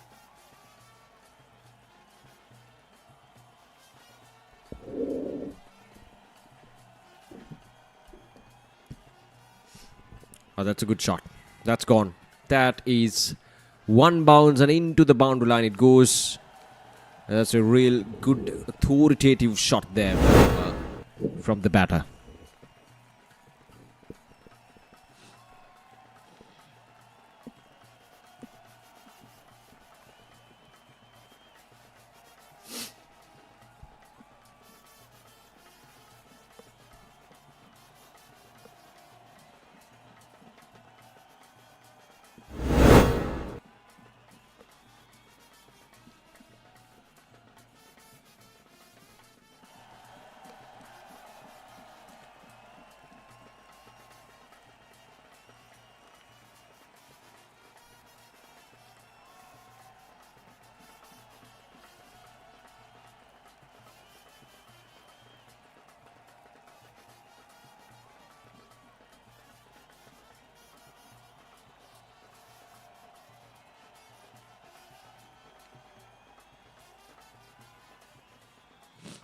It's a good delivery once again, right into the block court.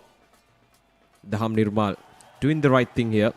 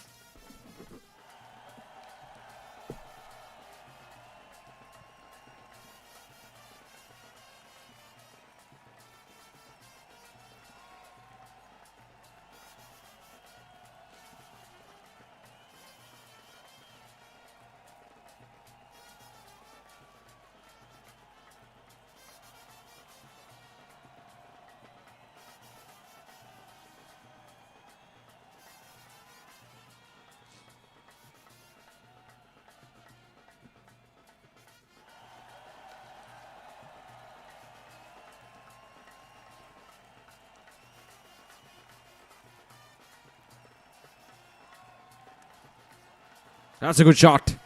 Has gone all the way for a boundary. Mohammad once again.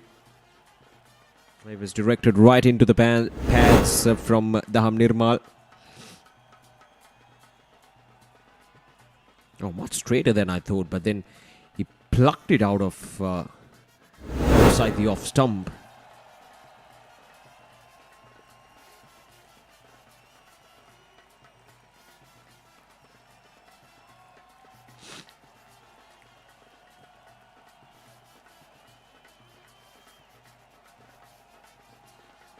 That's a good shot once again.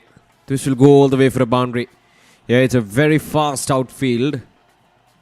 And it does the job quite nicely.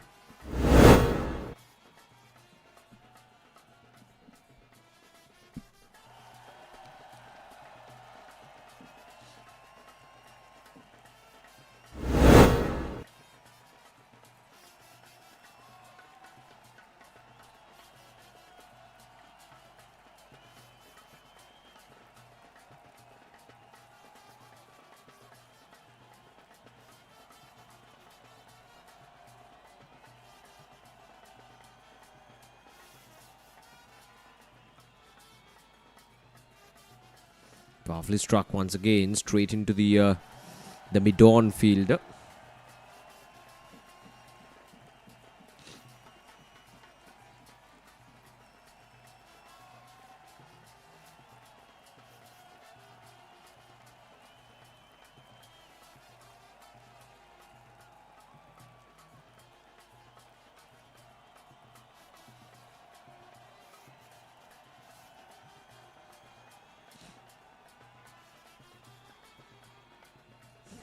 A wild swing there from the batter.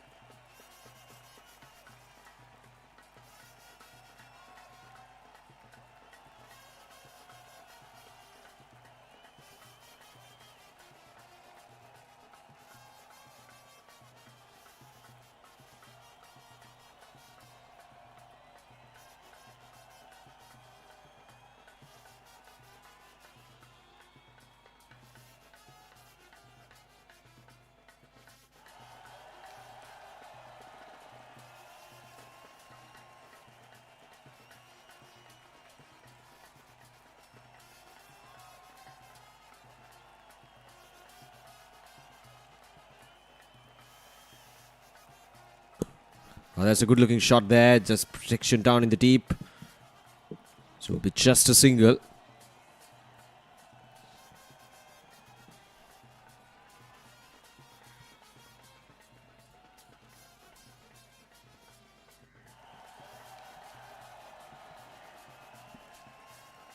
Off the edge, and it'll run away for another boundary. This is good for the Northern Falcons. The runs are coming in nicely.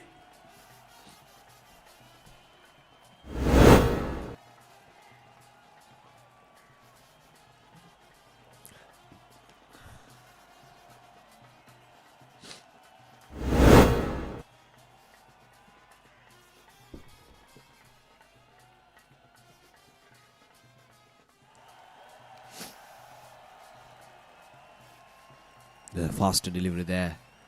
Oh, but not much in control. He's more of a slugger. Mohammed. Try to go after you. Dinuj got to be smart here.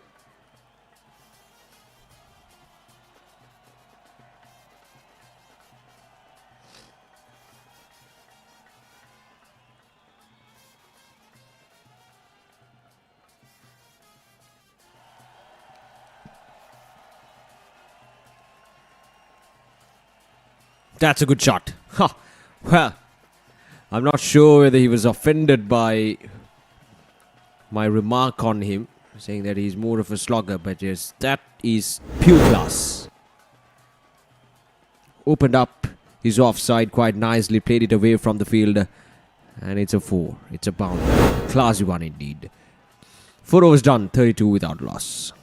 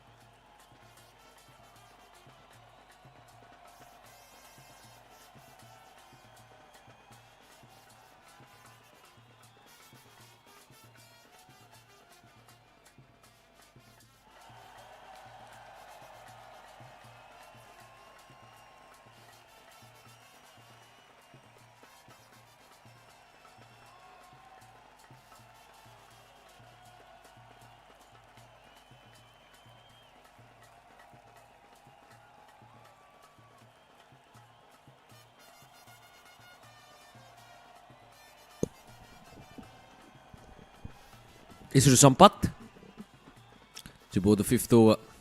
Off the edge. Run taken.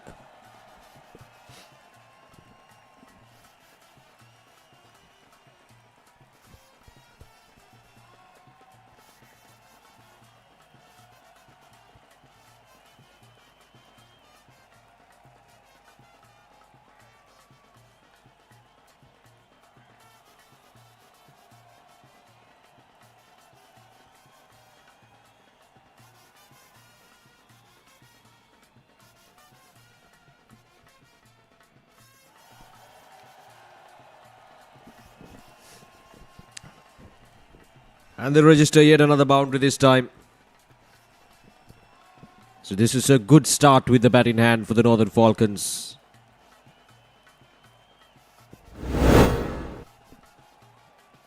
Once again, striking it well. Down the ground. Let's go all the way to maximum indeed.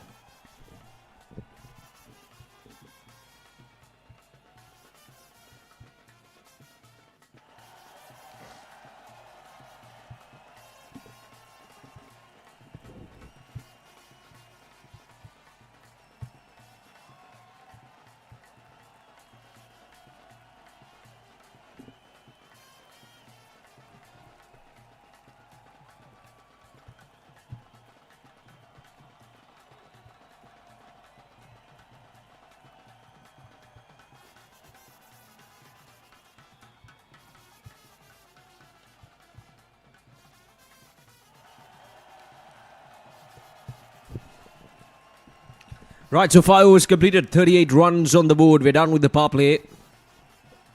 And it certainly belongs to Northern Falcons. 38 without a loss. Any day you will take that when you're chasing down a total of what? 167.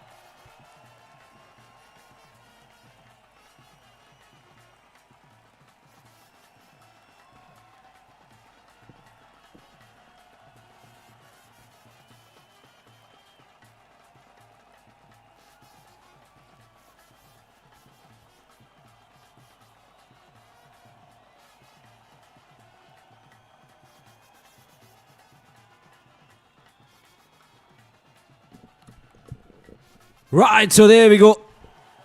That's the breakthrough that they've been looking for. The opening partnership is now shattered. Let's have a look at it again.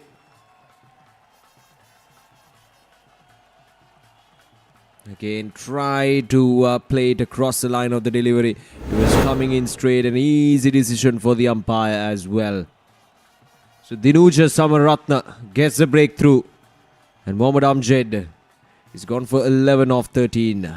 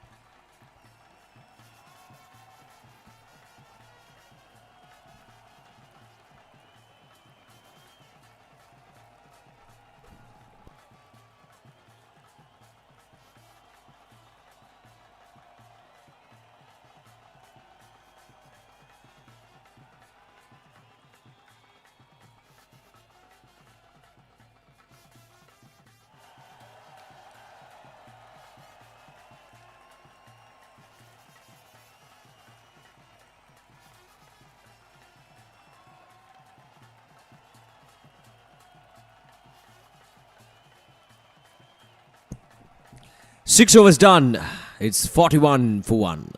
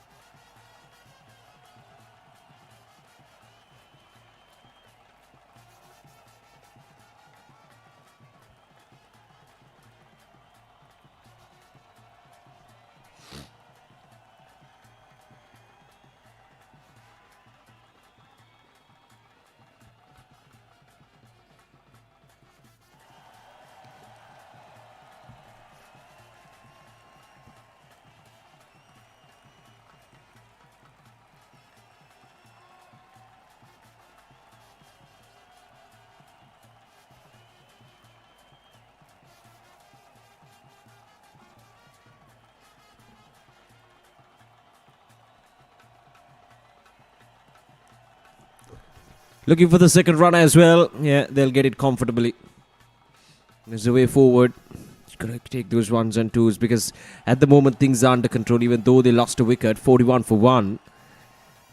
127 off 114 is very much controllable.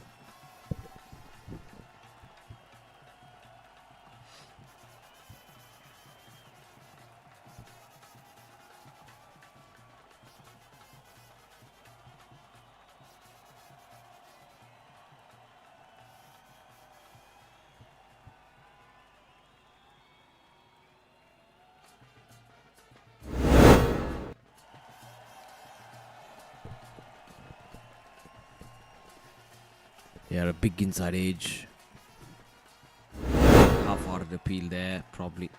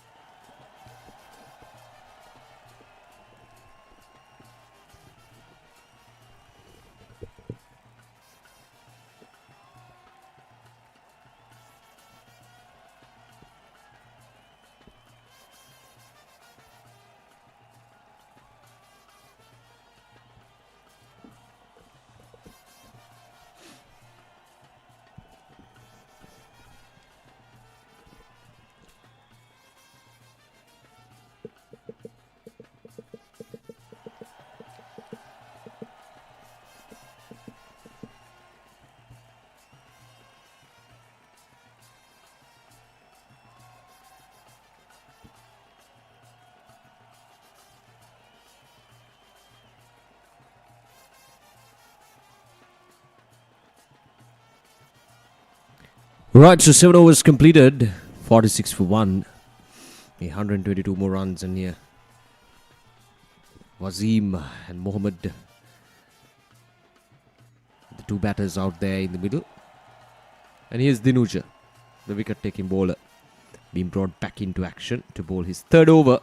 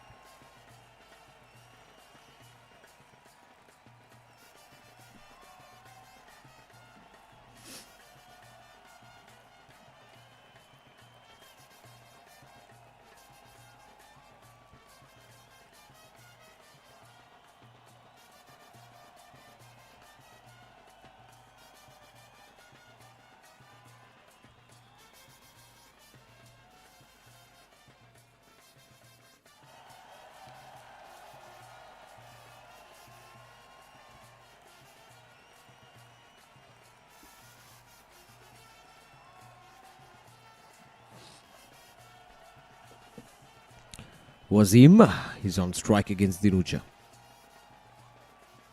That is good bowling. Dinuja is a smart bowler. Doesn't really give any width outside the off. Keeps it as straight as possible, bowling it wicket to wicket.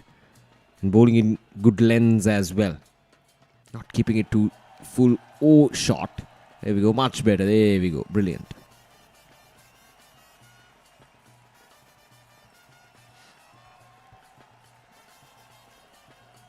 That's the end of the over. 8 overs done, 47 for 1.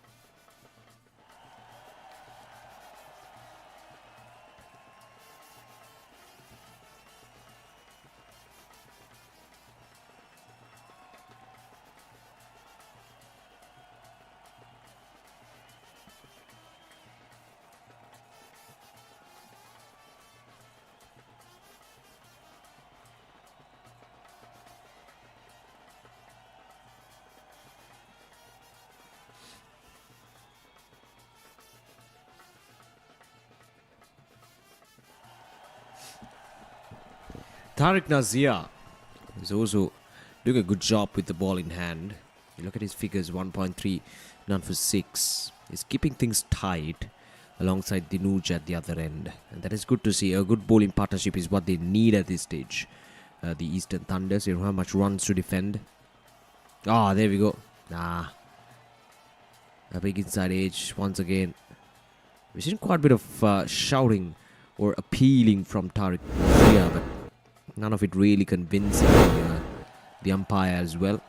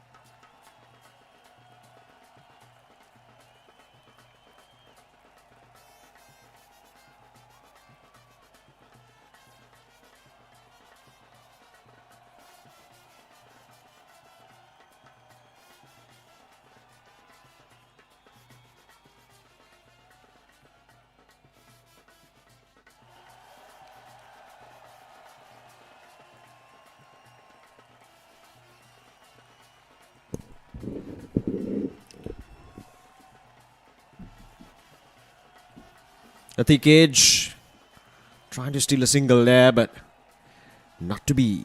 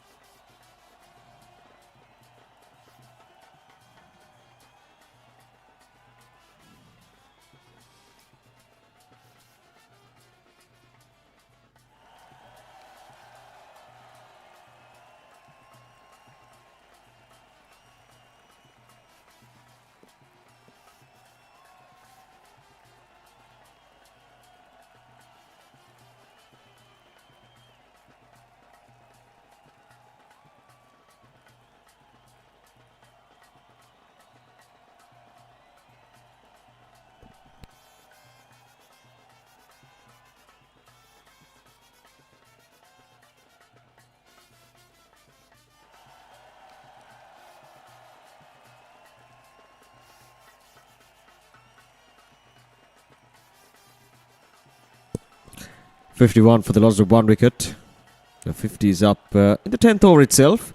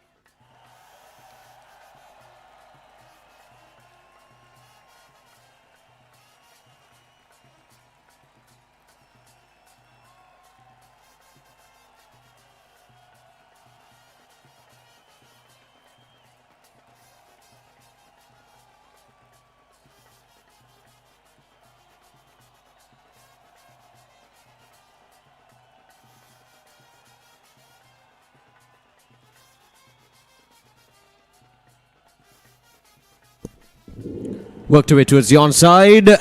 Good bit of work down in the deep from the fielder. So we just a single.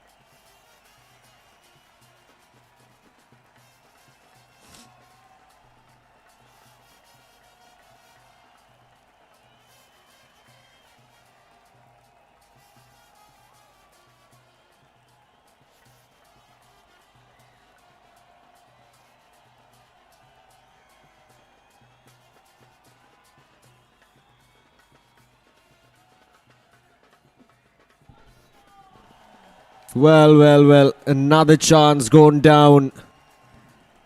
My goodness. How many chances? If I'm not mistaken, so far, right from the start, there were 3 chances. There we go. A clear stumping chance gone down for the Eastern Thunders.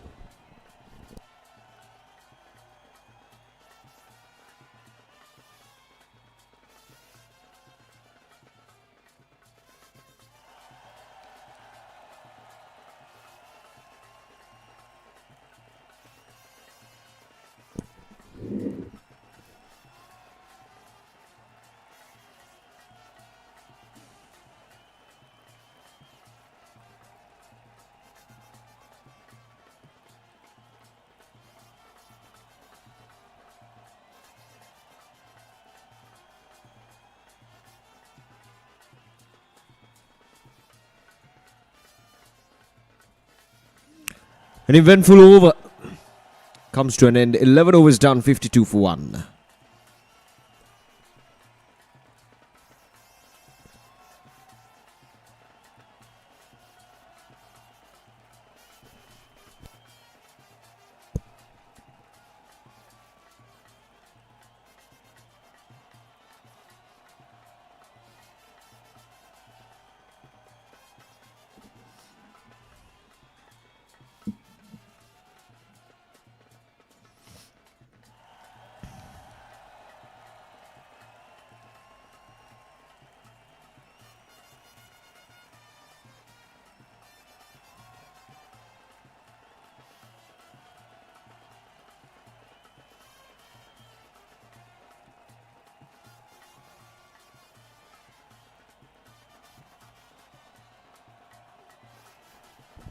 But that's up in there and just on the bounce towards the fielder down in the deep.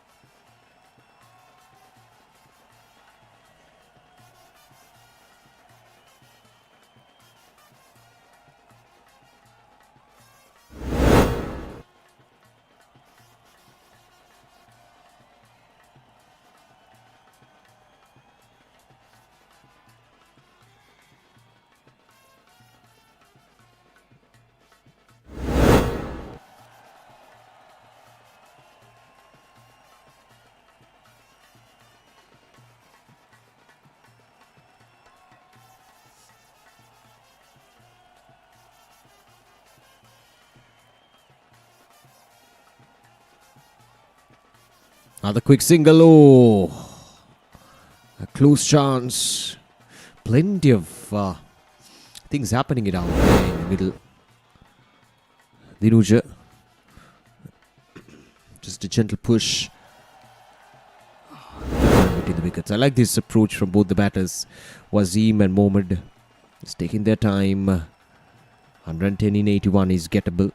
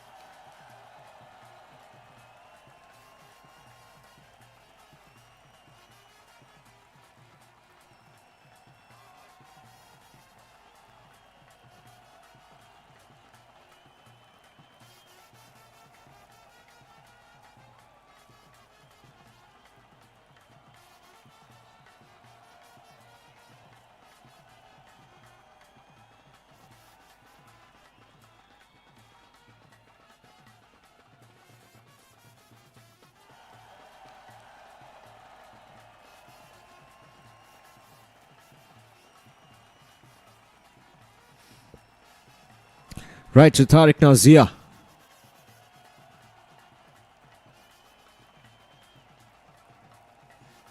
Again, just a small pinch in towards the offside. Cannot steal a single there. In fact, they do.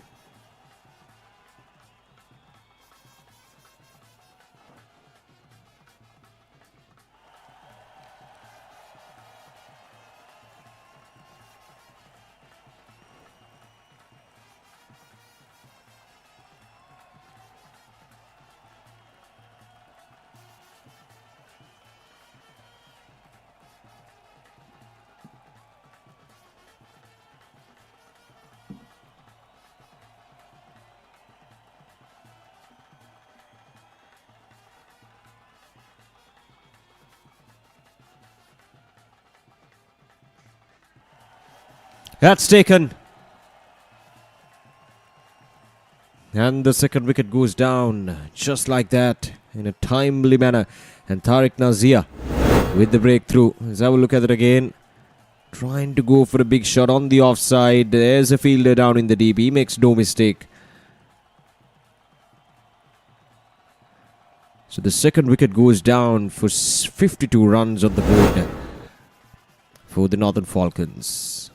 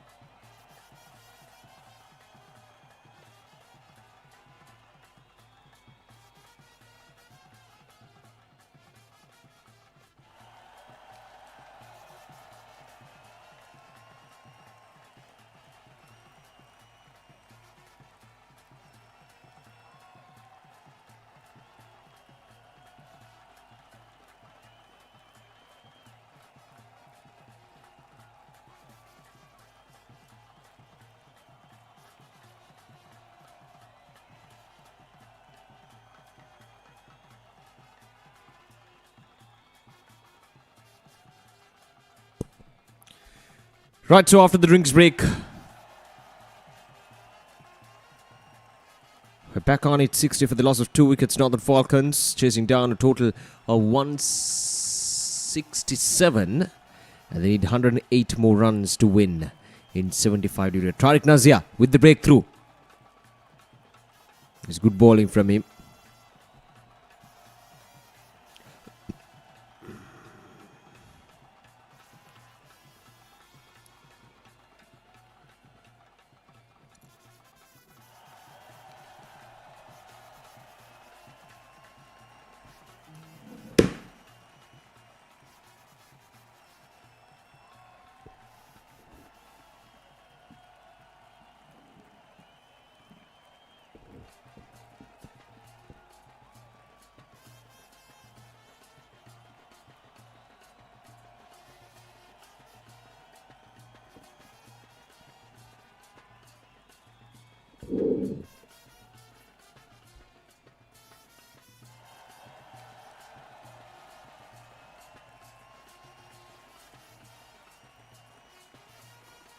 That's a good looking shot there, but just a single.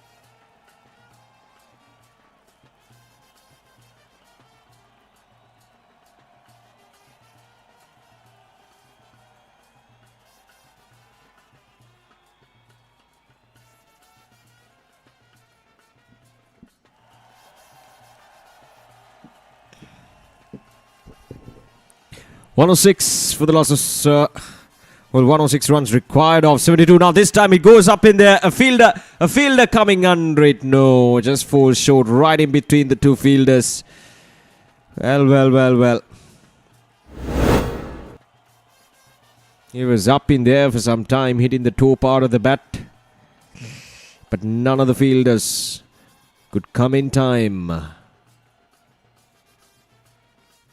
Was falling right in between the two fielders. Right, so 63 for 2.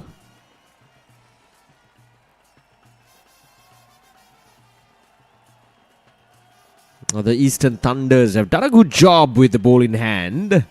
Although they haven't picked up wickets, the runs have not come in easily. You can see the run rate below 5 runs per over.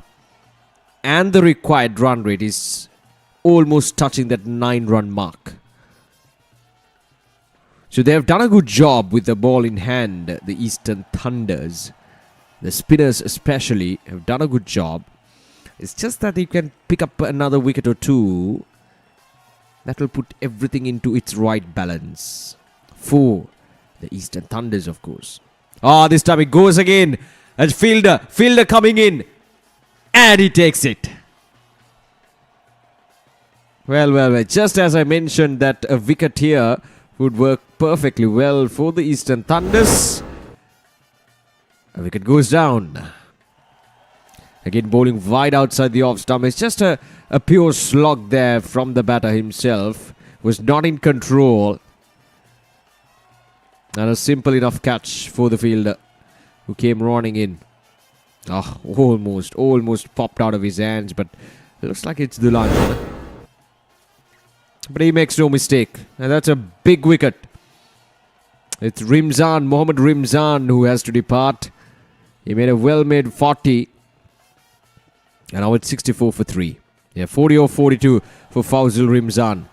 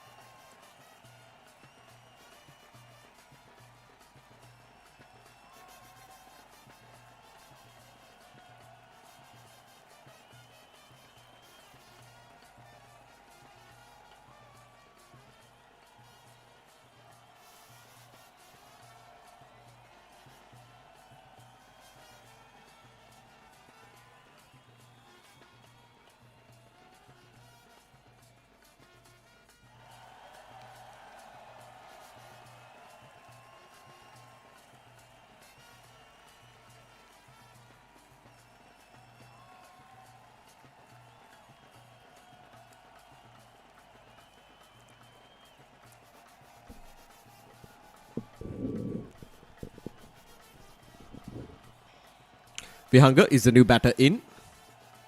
Still over 100 runs required. 14 overs done, 65 for 3.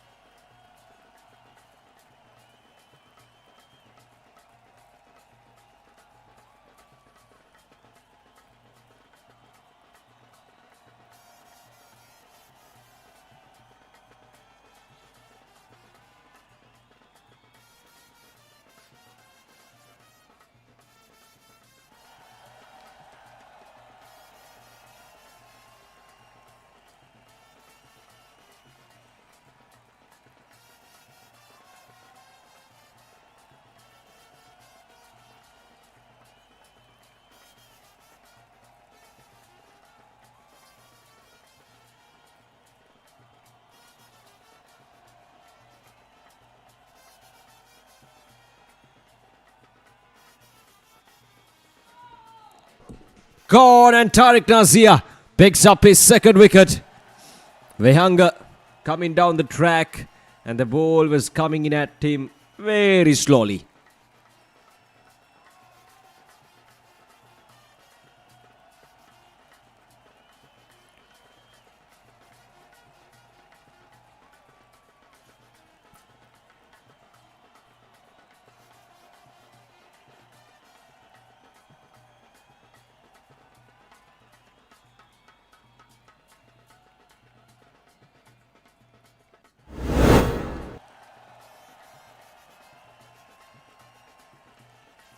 There we go, coming down the track, lost it completely.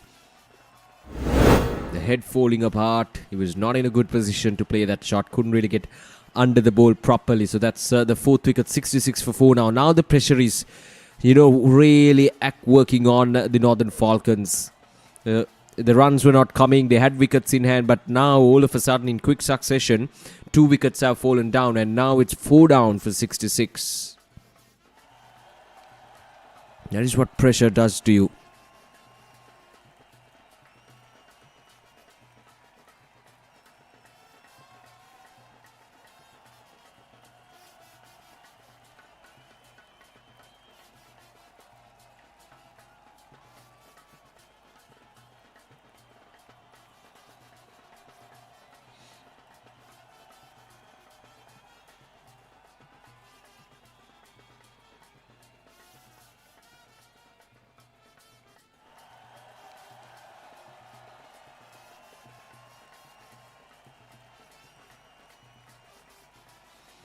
Now the ground, and straight enough, he gets a boundary.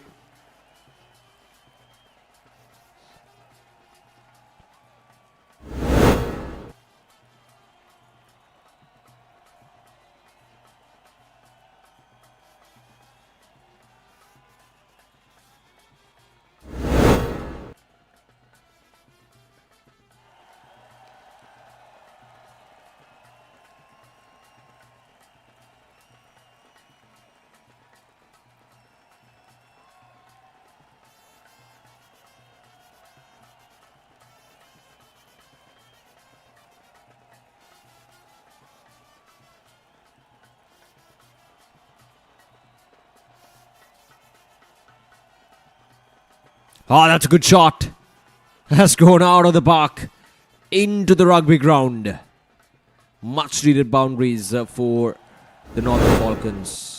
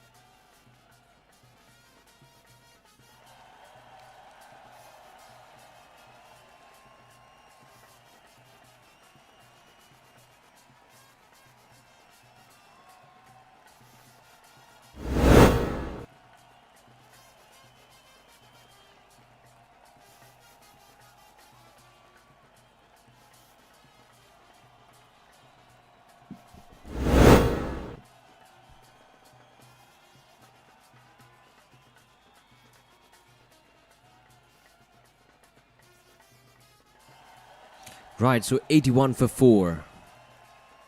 Need 87 runs or 57. That's the equation. We need a few boundaries here and there.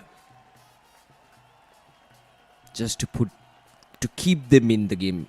To keep that required run rate at a bay. Because at the moment it's 9.16, 9.21. And they cannot afford to let it go past 10, 12 runs. That's going to be a problem. Because they don't have much wickets in hand as well. Already 4 down.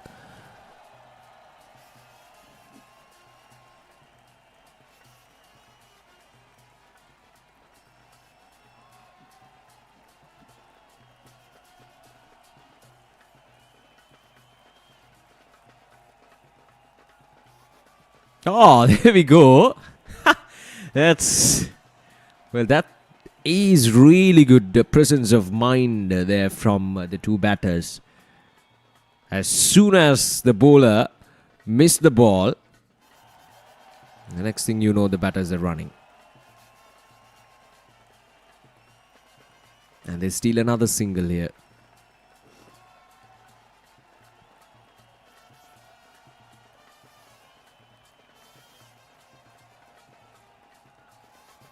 $16 overs done, 85 for 4.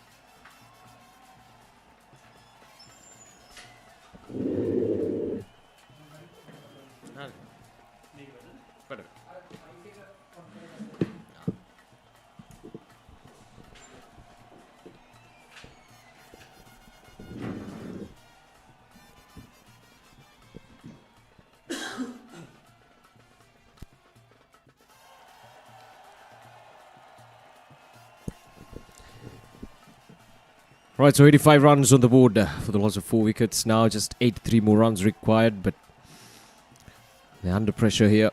The Northern Falcons, wickets falling in.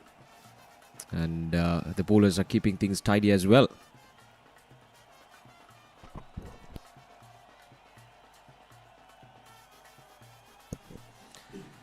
Right, so a close chance there. A couple of chances going down as well. Right, so it's Feroz joining us, or rather joining me in the comm box. Welcome. Welcome, Oshida.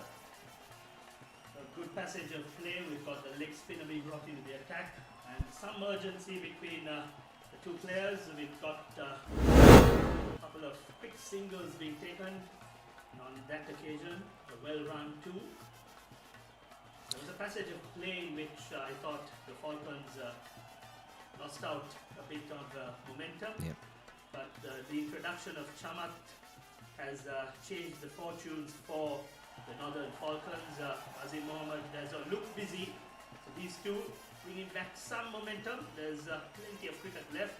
52 deliveries, 80 runs required. There we see the required run rate, 9.23. And most importantly, Oshada, there is that 2 overs of power play. A passage of play in which they use the peak ball. Yep. And that can shift the momentum, and it can work the other way as well. The batsman can take some unnecessary risks and in the process lose a couple of wickets, bring the opponent back into the game. But so far, I'm pretty certain the Eastern Thunders will be the happy of the two teams. Yeah, indeed. With 4 wickets down, and when you have the opposition, the required run rate climbing up as well. And they have good spinners in their lineup. And they've certainly put up a really good pressure here, and a couple of chances going down as well. That would have hurt the Eastern Thunders. The whole scenario would have been a lot different if they hold on to those catches and the drop chances, few stumpings as well. But all in all, this is turning out to be a good encounter between these two teams. Oh, there we go. Well bowled, Milinda. Sanjay tossing it up, the leg spinner, inviting the batsman. Chamat tried to play his favourite slog sweep, missed out completely.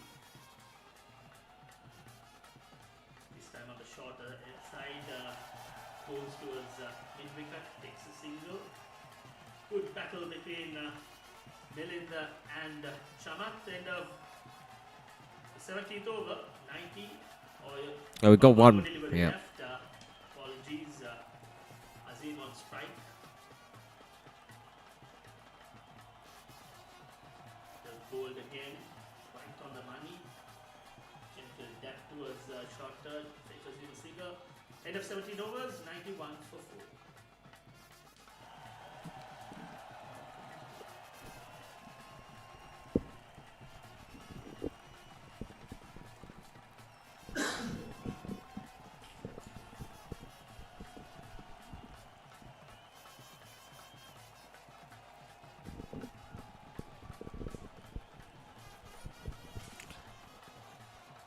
Right, so yeah, as you correctly mentioned, plenty of game time remaining in this match. 91 for the loss of 4 wickets. 8 overs remaining. Need 77 runs. That is almost 10 runs per over. And as you correctly mentioned, Chamat seems to be, handling the situation well. 17 of 12 deliveries.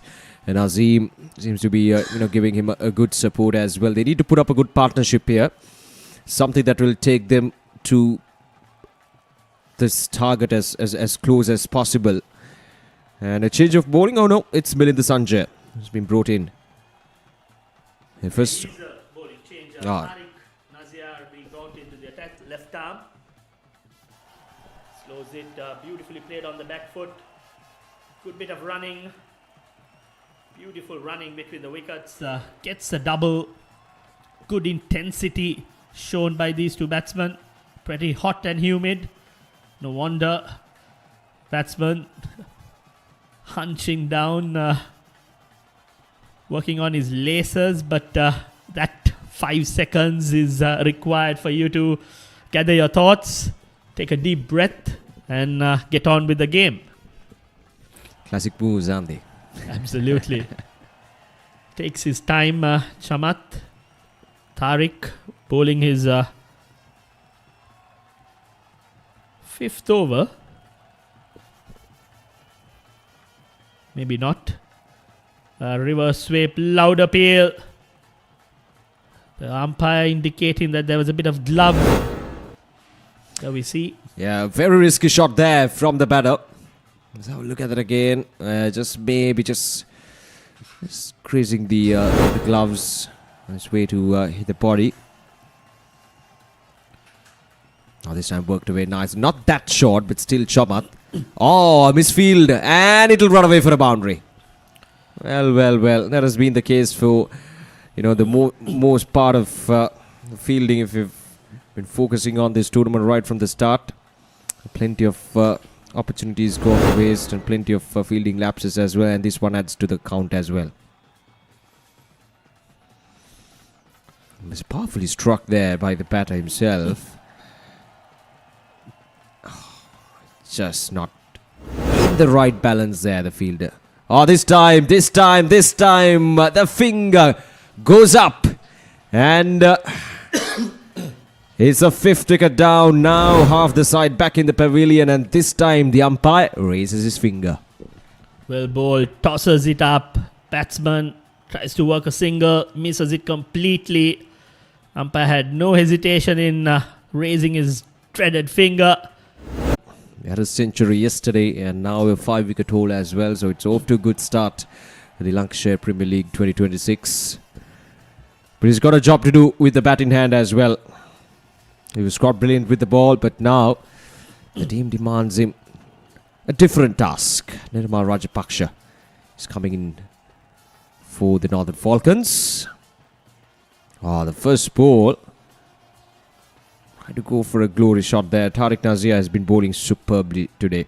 3.4 overs, 17 runs given away only, and has picked up a couple of wickets as well.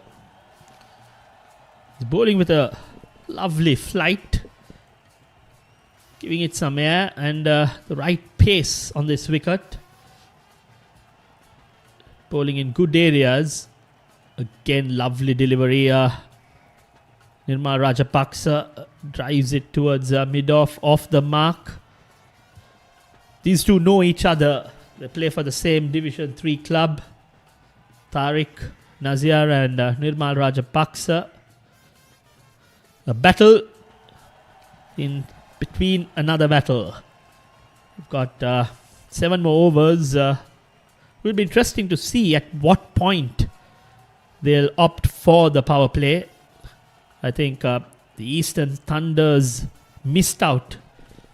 Yeah, indeed. I mean, I was actually talking about that during the commentary as well, because you got to take that when you have wickets in hand and when you have a proper batter out there in the middle.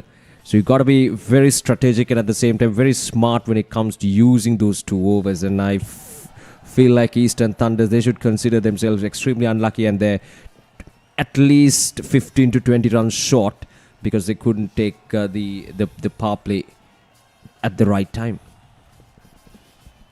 And with 7 overs left, 70 runs more needed. You need a shift in momentum, and you can't wait till the 11th hour to take the power play. This time beautifully bowled. He's gone. Leading edge. Beautifully bowled by Milind Sanjay. And well held by the skipper Dulanjia. There we see wonderful bit of bowling, a bit of drift. Nirmal looking to work towards the vacant mid-wicket region. Thickish outside edge and well held by Dulanjia. Wasn't going to miss that. So Nirmal Rajapaksa departs. Just a single against his name. And Northern Falcons in a bit of trouble. 6 wickets down. Just 4 wickets left. 70 more needed.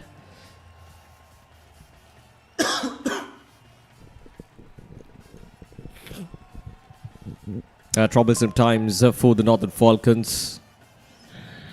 70 more runs required, 98 for 6. And the bowlers, the spinners, they've taken a good control of this game. The spinners, compared to yesterday, they had a good purchase of the surface. I feel like the conditions have slowed down a bit compared to yesterday. And they're getting, well, compared to yesterday, some good grip of the surface as well. And it's crucial as a spinner to understand at which pace you're going to bowl on a surface like this. When the conditions are slow, you go on and bowl as slow as possible to make many revs as possible, to get the good grip off of the surface as well. And I think the spinners have adapted to the situation really well. And the likes of Milind Sanjay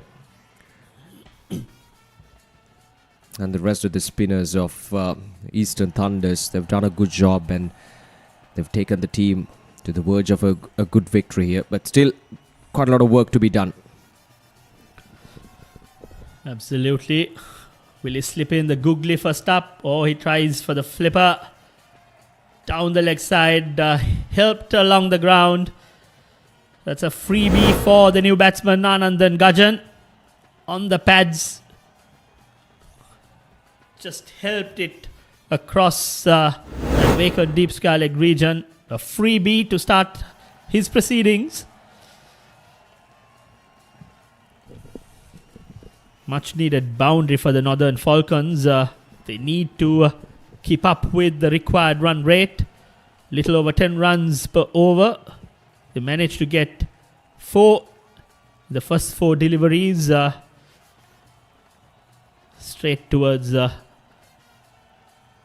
Eastern Thunders captain Dulanjia Vijay Singh, who's fielding at extra cover. Gajan on strike. Again well bowled. Bit of turn. Right on the money. Yeah, as a leg spinner, you should favour these conditions. leg spinners anyway going to turn the ball, and a surface like this will allow him to get some good perches as well. Unfortunate to miss out on that boundary. It was a poor delivery, a free hit basically. So much better. Played it down the ground, Ananthan. Well fielded out at deep mid wicket by Samarasinghe. That's the end of the 19th over. Northern Falcons 103 for 6. Just 6 more overs left. 65 runs required. And we are yet to see the power play, the batting power play being taken. You need some momentum. You need to get that momentum going. And the wickets at random intervals isn't helping the cause either. Yeah, they have Chamat out there in the middle, who's on 17 of 12. So he has already proven himself out there in the middle that he can hit the ball well. So why not take the power play as while you have Chamat out there in the middle? That should be the way forward. With 65 of 36, even if you get 15 to 20 runs in those 2 overs, that just narrows it down to a manageable level. Well bowled again. This time quicker, rushing on to the bat. Gachan takes a single, brings Chamat on strike.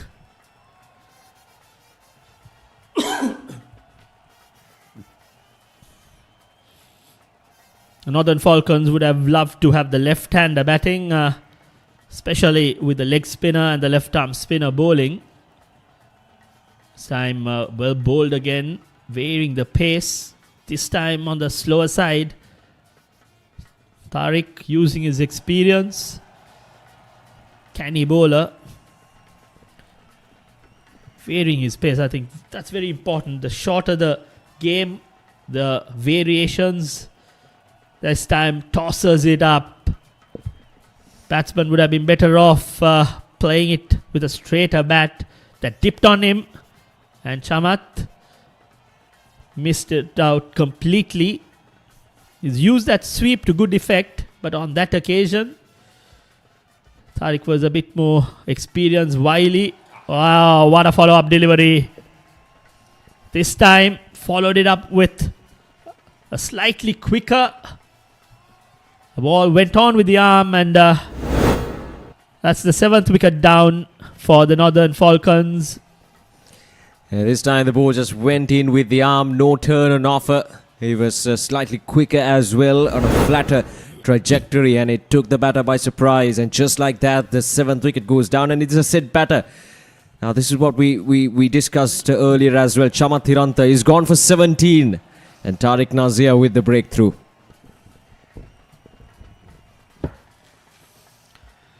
I think as the tournament progresses, the teams will most likely be better placed to pick that batting power play once they understand the team composition, once they understand the stage of the game. The 3 impact player rule also plays a part. You can balance both the batting and the bowling. You can play an extra bowler as well as a batsman. And it affords the specialist player, the specialist bowler or a batsman to be played. It doesn't require the half-baked all-rounders to be in your 11, playing 11. It brings a bit more balance, a bit more competition, in my opinion. And on the other hand, the batting team needs to know when to use the batting power play, which is allowed to be taken after 15 overs.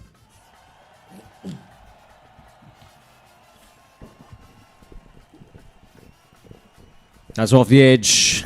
Runs down towards the short third. Yeah, fair enough. I mean, there's so much to think about when it comes, the short format of the game. 25 overs. The game is happening rapidly. It's happening quickly. So you've got to make your decisions. And as you correctly mentioned, when we reach to the next few days of this tournament, I'm sure the teams will be better off in terms of, making those decisions at the right time. Looking for the second run. Running the first run hard. So it gives ample time for the batters to come back for the second run. So thickish inside edge. Fetchers Hafshan Hamza, the skipper of Northern Falcons. A couple of runs. We see 5 overs more. 62 runs required. And at the moment, I think this is the juncture in which you need to take that batting power play. Those 2 overs, if you can manage to score 25 runs, then you're left with 37 off 3 overs. If you allow it to drift, 4 overs, 55, 60, it's beyond reach in my view. So I think this is the point in which the batting team needs to take that power play. But so far, Northern Falcons have missed out in capitalizing on that opportunity or the chance to bring back a little bit of batting momentum. It's not being helped with the regular wickets falling in clusters. Powerfully played by Anand and Gajan. Dulanje seems to be in a bit of pain. That hit him on the wrist. There we see right arm leg spinner Milinder tosses it up. Powerfully played by Gajan, using all the might he has. Straight to the fielder though. Oh, that's a good looking shot. Oh, a chance. Well, it's a tough one for sure. And a replay would really give us the better story. Let's have a look at that again. It was there to be hit. He was very well positioned to play it away from the fielder as much as possible.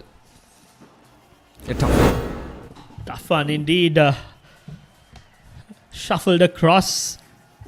Was on the shorter side. Powerfully pulled towards the deep square leg. It flew to the deep square leg fielder Salia. No chance of holding on to that chance. Again, this time slows it. Milind Sanjay. I think the bowlers have understood the pace in which they need to bowl on this wicket. And so far, the spinners have done their part. And at the moment, Northern Falcons requiring... Oh, well, what a shot. Oh, that is a massive hit there from Anandan. So a 4 and a 6 in this over. Milind Sanjay under pressure here. That's a good strike there. Neatly done. Shot of the innings. That was to be hit. There we see, gave him some room. Beautiful shot. Wonderful hit. Straight back. That went a mile. And do we have a lost ball? I'm sure it can be fetched. Straight over the side screen. Wonderful hit. Shot of the innings as far as Northern Falcons are concerned. They need a couple more. 52 runs needed. 26 deliveries left. Milind Sanjay bowled well for the first 2 overs. But this third over is a little costly as far as the Eastern Thunders are concerned. Yeah, indeed. The record run rate has gone up to 12 runs per over. Already got 10 runs from this one from Milinder. And Anandan must be having a good idea as to, what to expect from Milind Sanjay. And at the same time, what the team needs at this stage. Another short pitch delivery being hammered away. And it's in the gap as well. So another boundary. So that is 14 runs coming off from this over with one more delivery to go. And this is not good bowling. This is just asking to be hit. It was in the gap once again. Just one bounce and into the boundary line. Well, couple of bounces. And into the boundary line it goes. 120 now. 48 of 25. This is actually turning out to be a much closer game than I thought. Absolutely. We were talking about momentum and using the power play. But Anand Gajan, he has other plans. Well done to him. A very costly over. 15 runs off that Milind Sanjay over. 21 gone. 121 for 7. 11.75 the required run rate. 4 overs, 47 needed. Will they still opt for the power play, or are they keeping it for the last 2 overs? Ideally, they should be taking, especially with Anand and Gajan not being afraid to go after the bowling. Just 2 fielders are loved outside the 30-yard circle, and with the spinners bowling, I'm sure Anand and Gajan would prefer to take the power play and utilize the restriction. At the moment, he seems to be going after the bowling, and Dulanjay Vijay Singh has the luxury of having 5 fielders outside the 30-yard circle. You've got, on the offside, you've got 3 fielders behind the wicket. So the line of attack will be outside off stump, and he will try to bowl as quick as possible outside off stump. There we see, surprisingly straighter, but I'm sure the batsman too was expecting it to be outside off stump. Played with a straight bat. That is fast as well, powerfully driven, beautiful hit by Anand Gajan. There are 5 fielders out in the deep. Gajan using his power, using his long levers, beautiful shot all along the ground, using that bottom hand of his to good effect. A bit of momentum for Northern Falcons. 22 balls, 43 runs needed. Yeah, indeed, the boundaries are coming in nicely now for the Northern Falcons. The captain, Dulanjay Vijay Singh, will have to figure out something here. He's wide outside the off stump. That's up in there, but that's safe. But there's protection. So it will be just a single. Got to keep things very tight here. And Anandan has already proved his worth out there in the middle. 26 off just 14. He's been hammering the bowlers all over the park the past couple of overs. And even now as well against Dulanjana. Anything straight, we'll put it away. He gets another single here. Give the strike back. 41 off 20. And all of a sudden that equation doesn't really look bad on the part of Northern Falcons. It looks manageable. Yes, 12 and a half, almost 12 and a half runs. That's the required run rate. But from what we're seeing right now, on paper, it may look like a big asking rate, but then if you look at the situation happening out there in the middle, it does seem the game is well within the reach of Northern Falcons, unless Eastern Thunders put the pressure right back on them by picking up a wicket. Well, everything depends on how Anand and Gajan goes along this innings. I think the 3 overs that's left, 18 more deliveries, 40 runs required. And had they taken the power play, Oshada, that third delivery that was powerfully driven towards sweeper cover, that would have fetched him a boundary. Because the 2 fielders, I'm sure Dulanjay would have opted for a long on and a deep mid-wicket. And that particular strike would have brought him a boundary. And at the moment, 3 more overs required, and you can't wait for the last 2 overs. You need to get that power play, because the last 2 overs, inevitably you're going to go after the bowling. So you need to use this as a strategic ploy to capitalize on. So I'm pretty certain that the better option is to take the power play, and as we speak, they haven't still taken. The bowler has the white ball in his hand. Yeah. A fast bowler has been brought into the attack. That's where the spinners were bowling, they should have opted for the power play. Yeah, indeed. Quite a lot of decision making to be done out there in the middle. Northern Falcons opting to keep their power play overs for the last 2. And now it looks as if Daham Nirmal is going to bowl the 23rd over. So 40 runs required. It's a smart move as well from the Eastern Thunders to bring in the fast bowler, because both these batters looked comfortable against the spinners. And might as well just use the fast bowler to see if he can bring in an impact with the ball in hand. A sweeper, long off, long on, deep mid-wicket. Manning the outfield. The wideish, deepish cover point as well.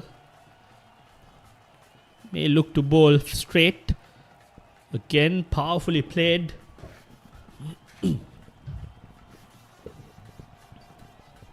Just a small shuffle across the stumps as well for the batter, Anandan.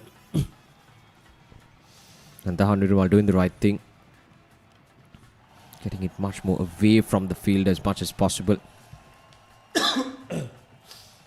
Rather than just landing the ball right in his arc.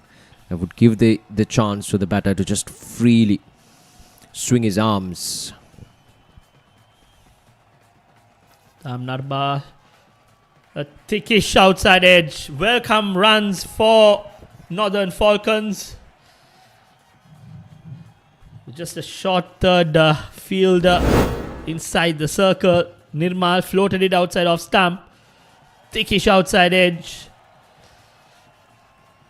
Valiant effort by the skipper Dulanja, but to no avail.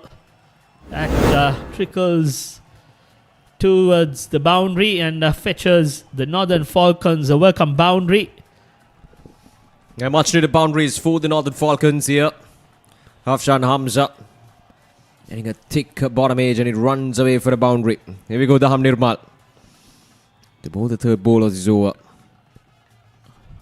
Worked away down the ground. There's protection. The long on fielder will cut it down for just a single. They won't mind these two batters getting those ones as long as they're not giving away any boundaries at this stage.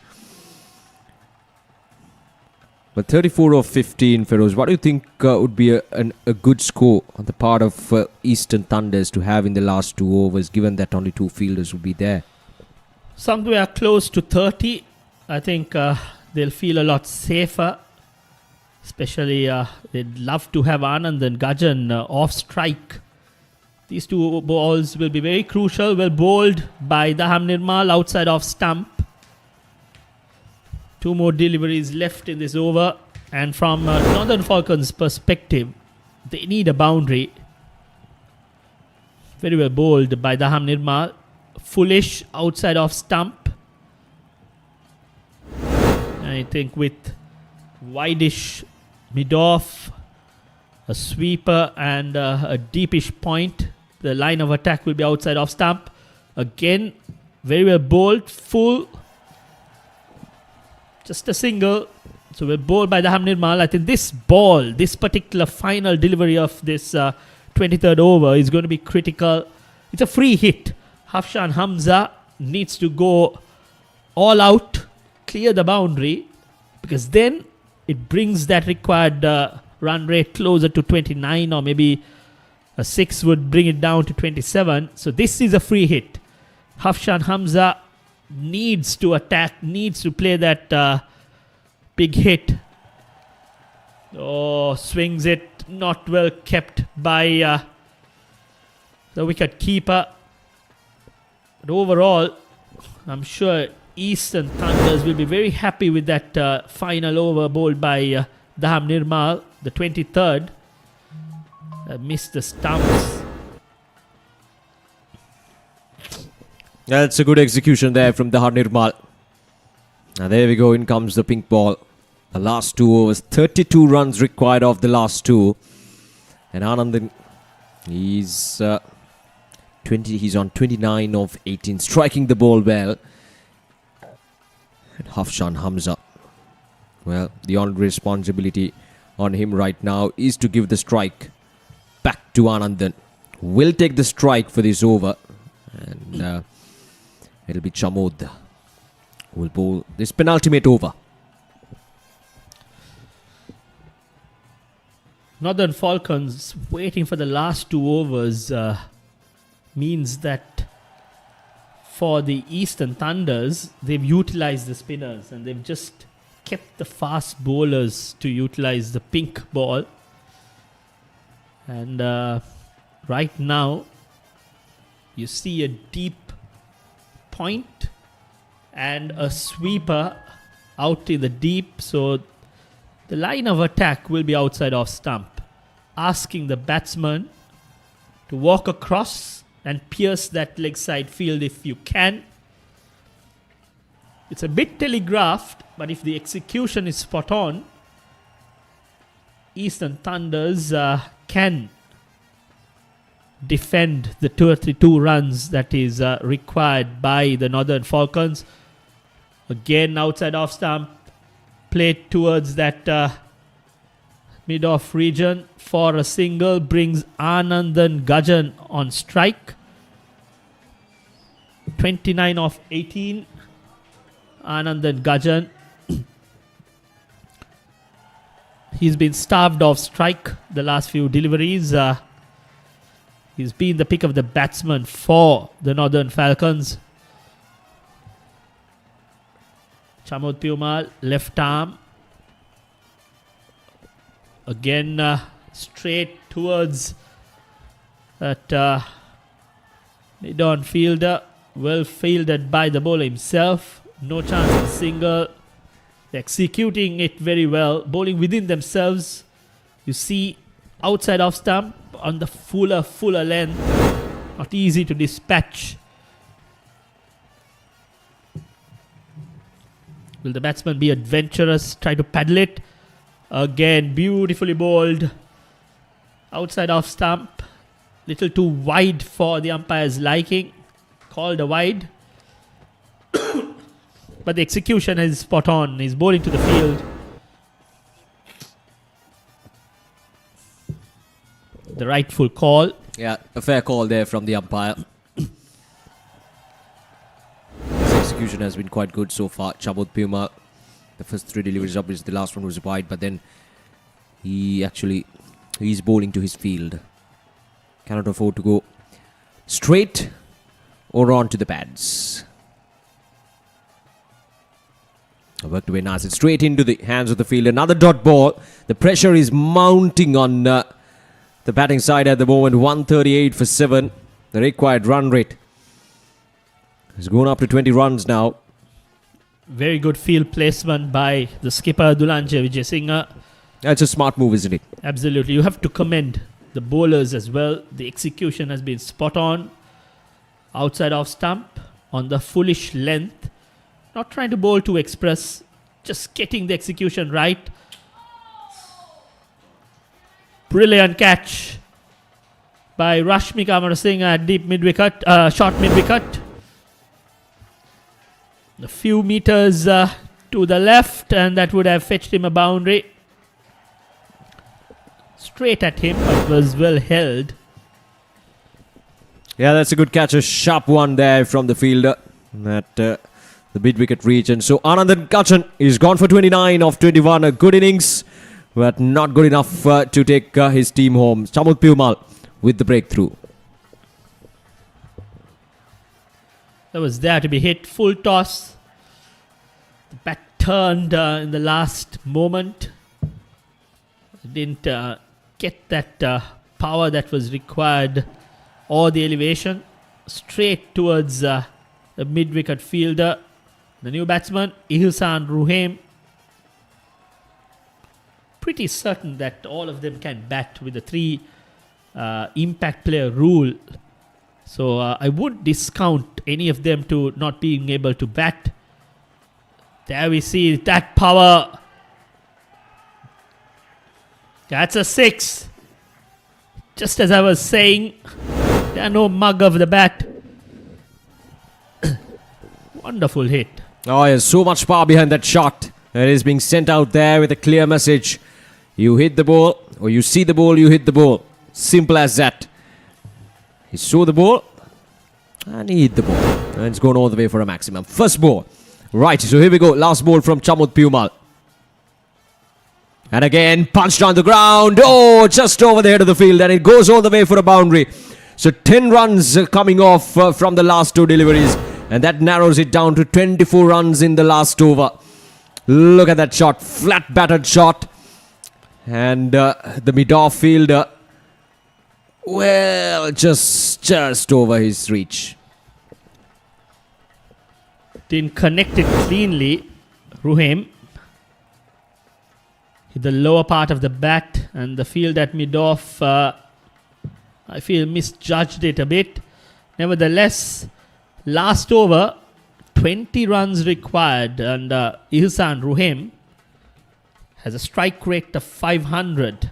2 deliveries faced, a 6 and a boundary, and as far as the Northern Falcons are concerned, I think Hafshan Hamza, the skipper, needs to connect the next delivery, the first delivery of the last over.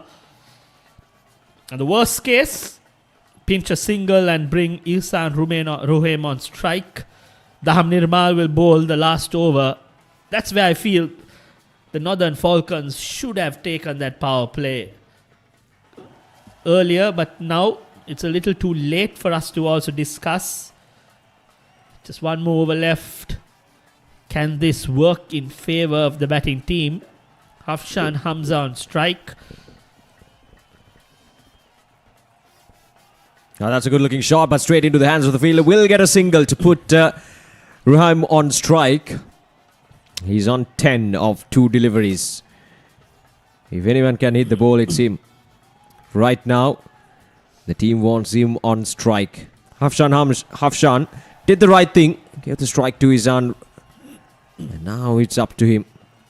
Slog the ball as hard as you can. So the 2 fielders out in the deep point, and a sweeper. Alright, very well bowled. Straight to that sweeper. Fielder placed out in the boundary line. Wonderful execution by Daham Nirmal. 4 balls, 18 more needed. You need a boundary off this delivery. Can the skipper, Hafshan Hamza, execute where the team requires? Yeah, it's non-negotiable at this stage. They need a boundary here. Driven away, straight into the hands of the fielder. Will take a single. Good work from the fielder. The captain putting his body behind. That was there to be hit. Good looking shot, but that occasion the team needed a little more than that single. 3 balls, 17 needed. A 6 will bring some uncertainty. Oh, a dot delivery. That should be curtains to the Northern Falcons. 2 deliveries, 2 legitimate deliveries, and Eastern Thunders will have this game in their favour. A closely contested encounter. That passage of play in the middle where the spinners were bowling well in tandem is where I feel the Northern Falcons missed out. You've got 2 legitimate deliveries left, and if Daham Nirmal bowls 2 legitimate deliveries, it'll be the Eastern Thunders coming out victorious. Another dot delivery. Wonderful execution by Daham Nirmal. Bowling under pressure, just 2 fielders out in the deep. And so far, he's just given 3 runs in this final over. Wonderful execution by Daham Nirmal.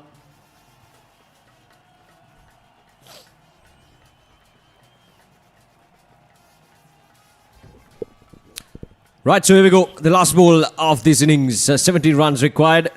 And a swing there from Ruhaim. Couldn't get the connection he was looking for. And there we go. That's a win for the Eastern Thunders. They win by 16 runs. A good win for them. At the early stages of the tournament, the Eastern Thunders, they batted well. And they have done a good job with the ball in hand as well to restrict Northern Falcons to 16 runs behind their total.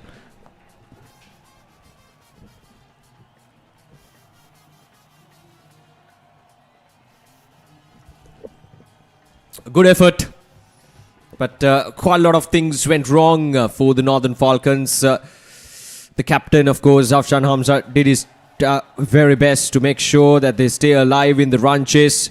But then, as Feroz also mentioned, it's just that they didn't really take the decisions at the right time. We feel that the power play, the 2 overs of power play, they should have taken it much earlier when they had set batters out there in the middle. That would have narrowed down the asking rate, especially in the last 2 overs. So a lot to think about. Still the first game of the tournament, only the second day of the tournament and the first game of the tournament for both the sides. So I'm sure they will regroup and will have the coaching staff and everyone assessing what went wrong today, and sure they will come back and bounce back strongly in the second game as well. So Northern Falcons 40 for Fazul Rimzan, 40 of 42, and Anandan Kajan 29 of 21, 2 of the standard performers with the bat in hand, but it was not enough to chase things down as Northern Falcons fall for 151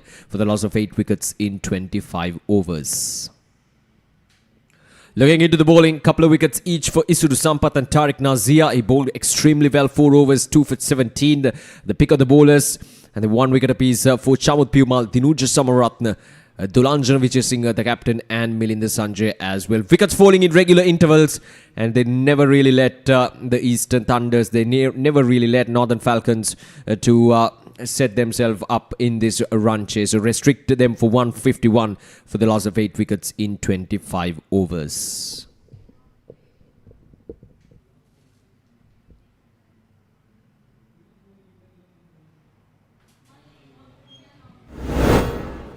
Right, so let's have a look at the highlights of this run chase. Couple of chances, in fact, 3 or 4 chances were dropped down by the fielding unit, but yeah, that was a really concerning thing for the Northern Falcons, not the Northern Falcons, but for the Eastern Thunders as well, as a few chances were dropped down in the early few overs.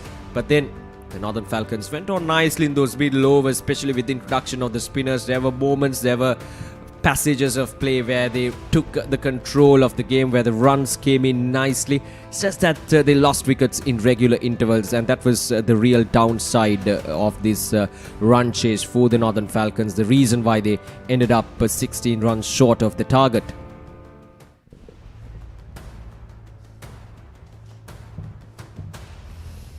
And the Northern Falcons 151 for the loss of 8 wickets in their 25 overs. As I mentioned earlier, as we were discussing as well, has to be a strategic decision as to when do you take those 2 power play overs. And I think, and we think that I think Feroz also would agree with me, that Northern Falcons, they didn't really take that decision very well, and they waited till the last moment. They waited till the last 2 overs, and by that time it was too late, as they didn't really have any set batters out there in the middle, and it was just too much for them to handle in the last 2 overs. Some 30 or rather 20 runs were required in the last over, and that was not enough, or rather too much for the Northern Falcons. It ended up being too much, and the spinners in those middle overs played really well, or rather made sure that they had things under control. They picked up wickets, runs were leaked here and there, but overall the fall of wickets made it touch too easy for the bowlers and for the Eastern Thunders to wrap things up in a very positive manner here at the Thurston College grounds. Well, both the matches, even the first one, the team successfully defended, and in the second game as well, quite the contrasting results if you compared it with yesterday. Both the teams chased things down quite easily yesterday, and now today both the teams defended the runs quite successfully. And this was the last over, the penultimate over, one before the last over, where Rahim came and struck a 6 and a 4 to give a bit of a hope for the Falcons, the Northern Falcons. But the last over, some 20 runs were required, and they only got 4. So there we go. That's a match summary. Eastern Thunders batting first made 167 in 22.1 overs, and Northern Falcons restricted for 151 for the loss of 8 wickets in 25 overs. Mohammad Fawzul Rimzan, 40 over 42 for him. Anandan Kajan looked good for his 29. But then Isuru Sampath and Tariq Nazia stand out with the ball in hand. So Eastern Thunders win the game by 16 runs. So it was a good game, a real cracker of games, both the morning match and the evening match as well. And I'm sure that you enjoy the live coverage that we brought right here from the Thurston College grounds, and we got more exciting cricket coming up next weekend as well of the Lancashire Premier League 2026, the season 5 of the LSPL, and we hope to catch each and every one of you in the next weekend as well. Until then, stay safe and good night.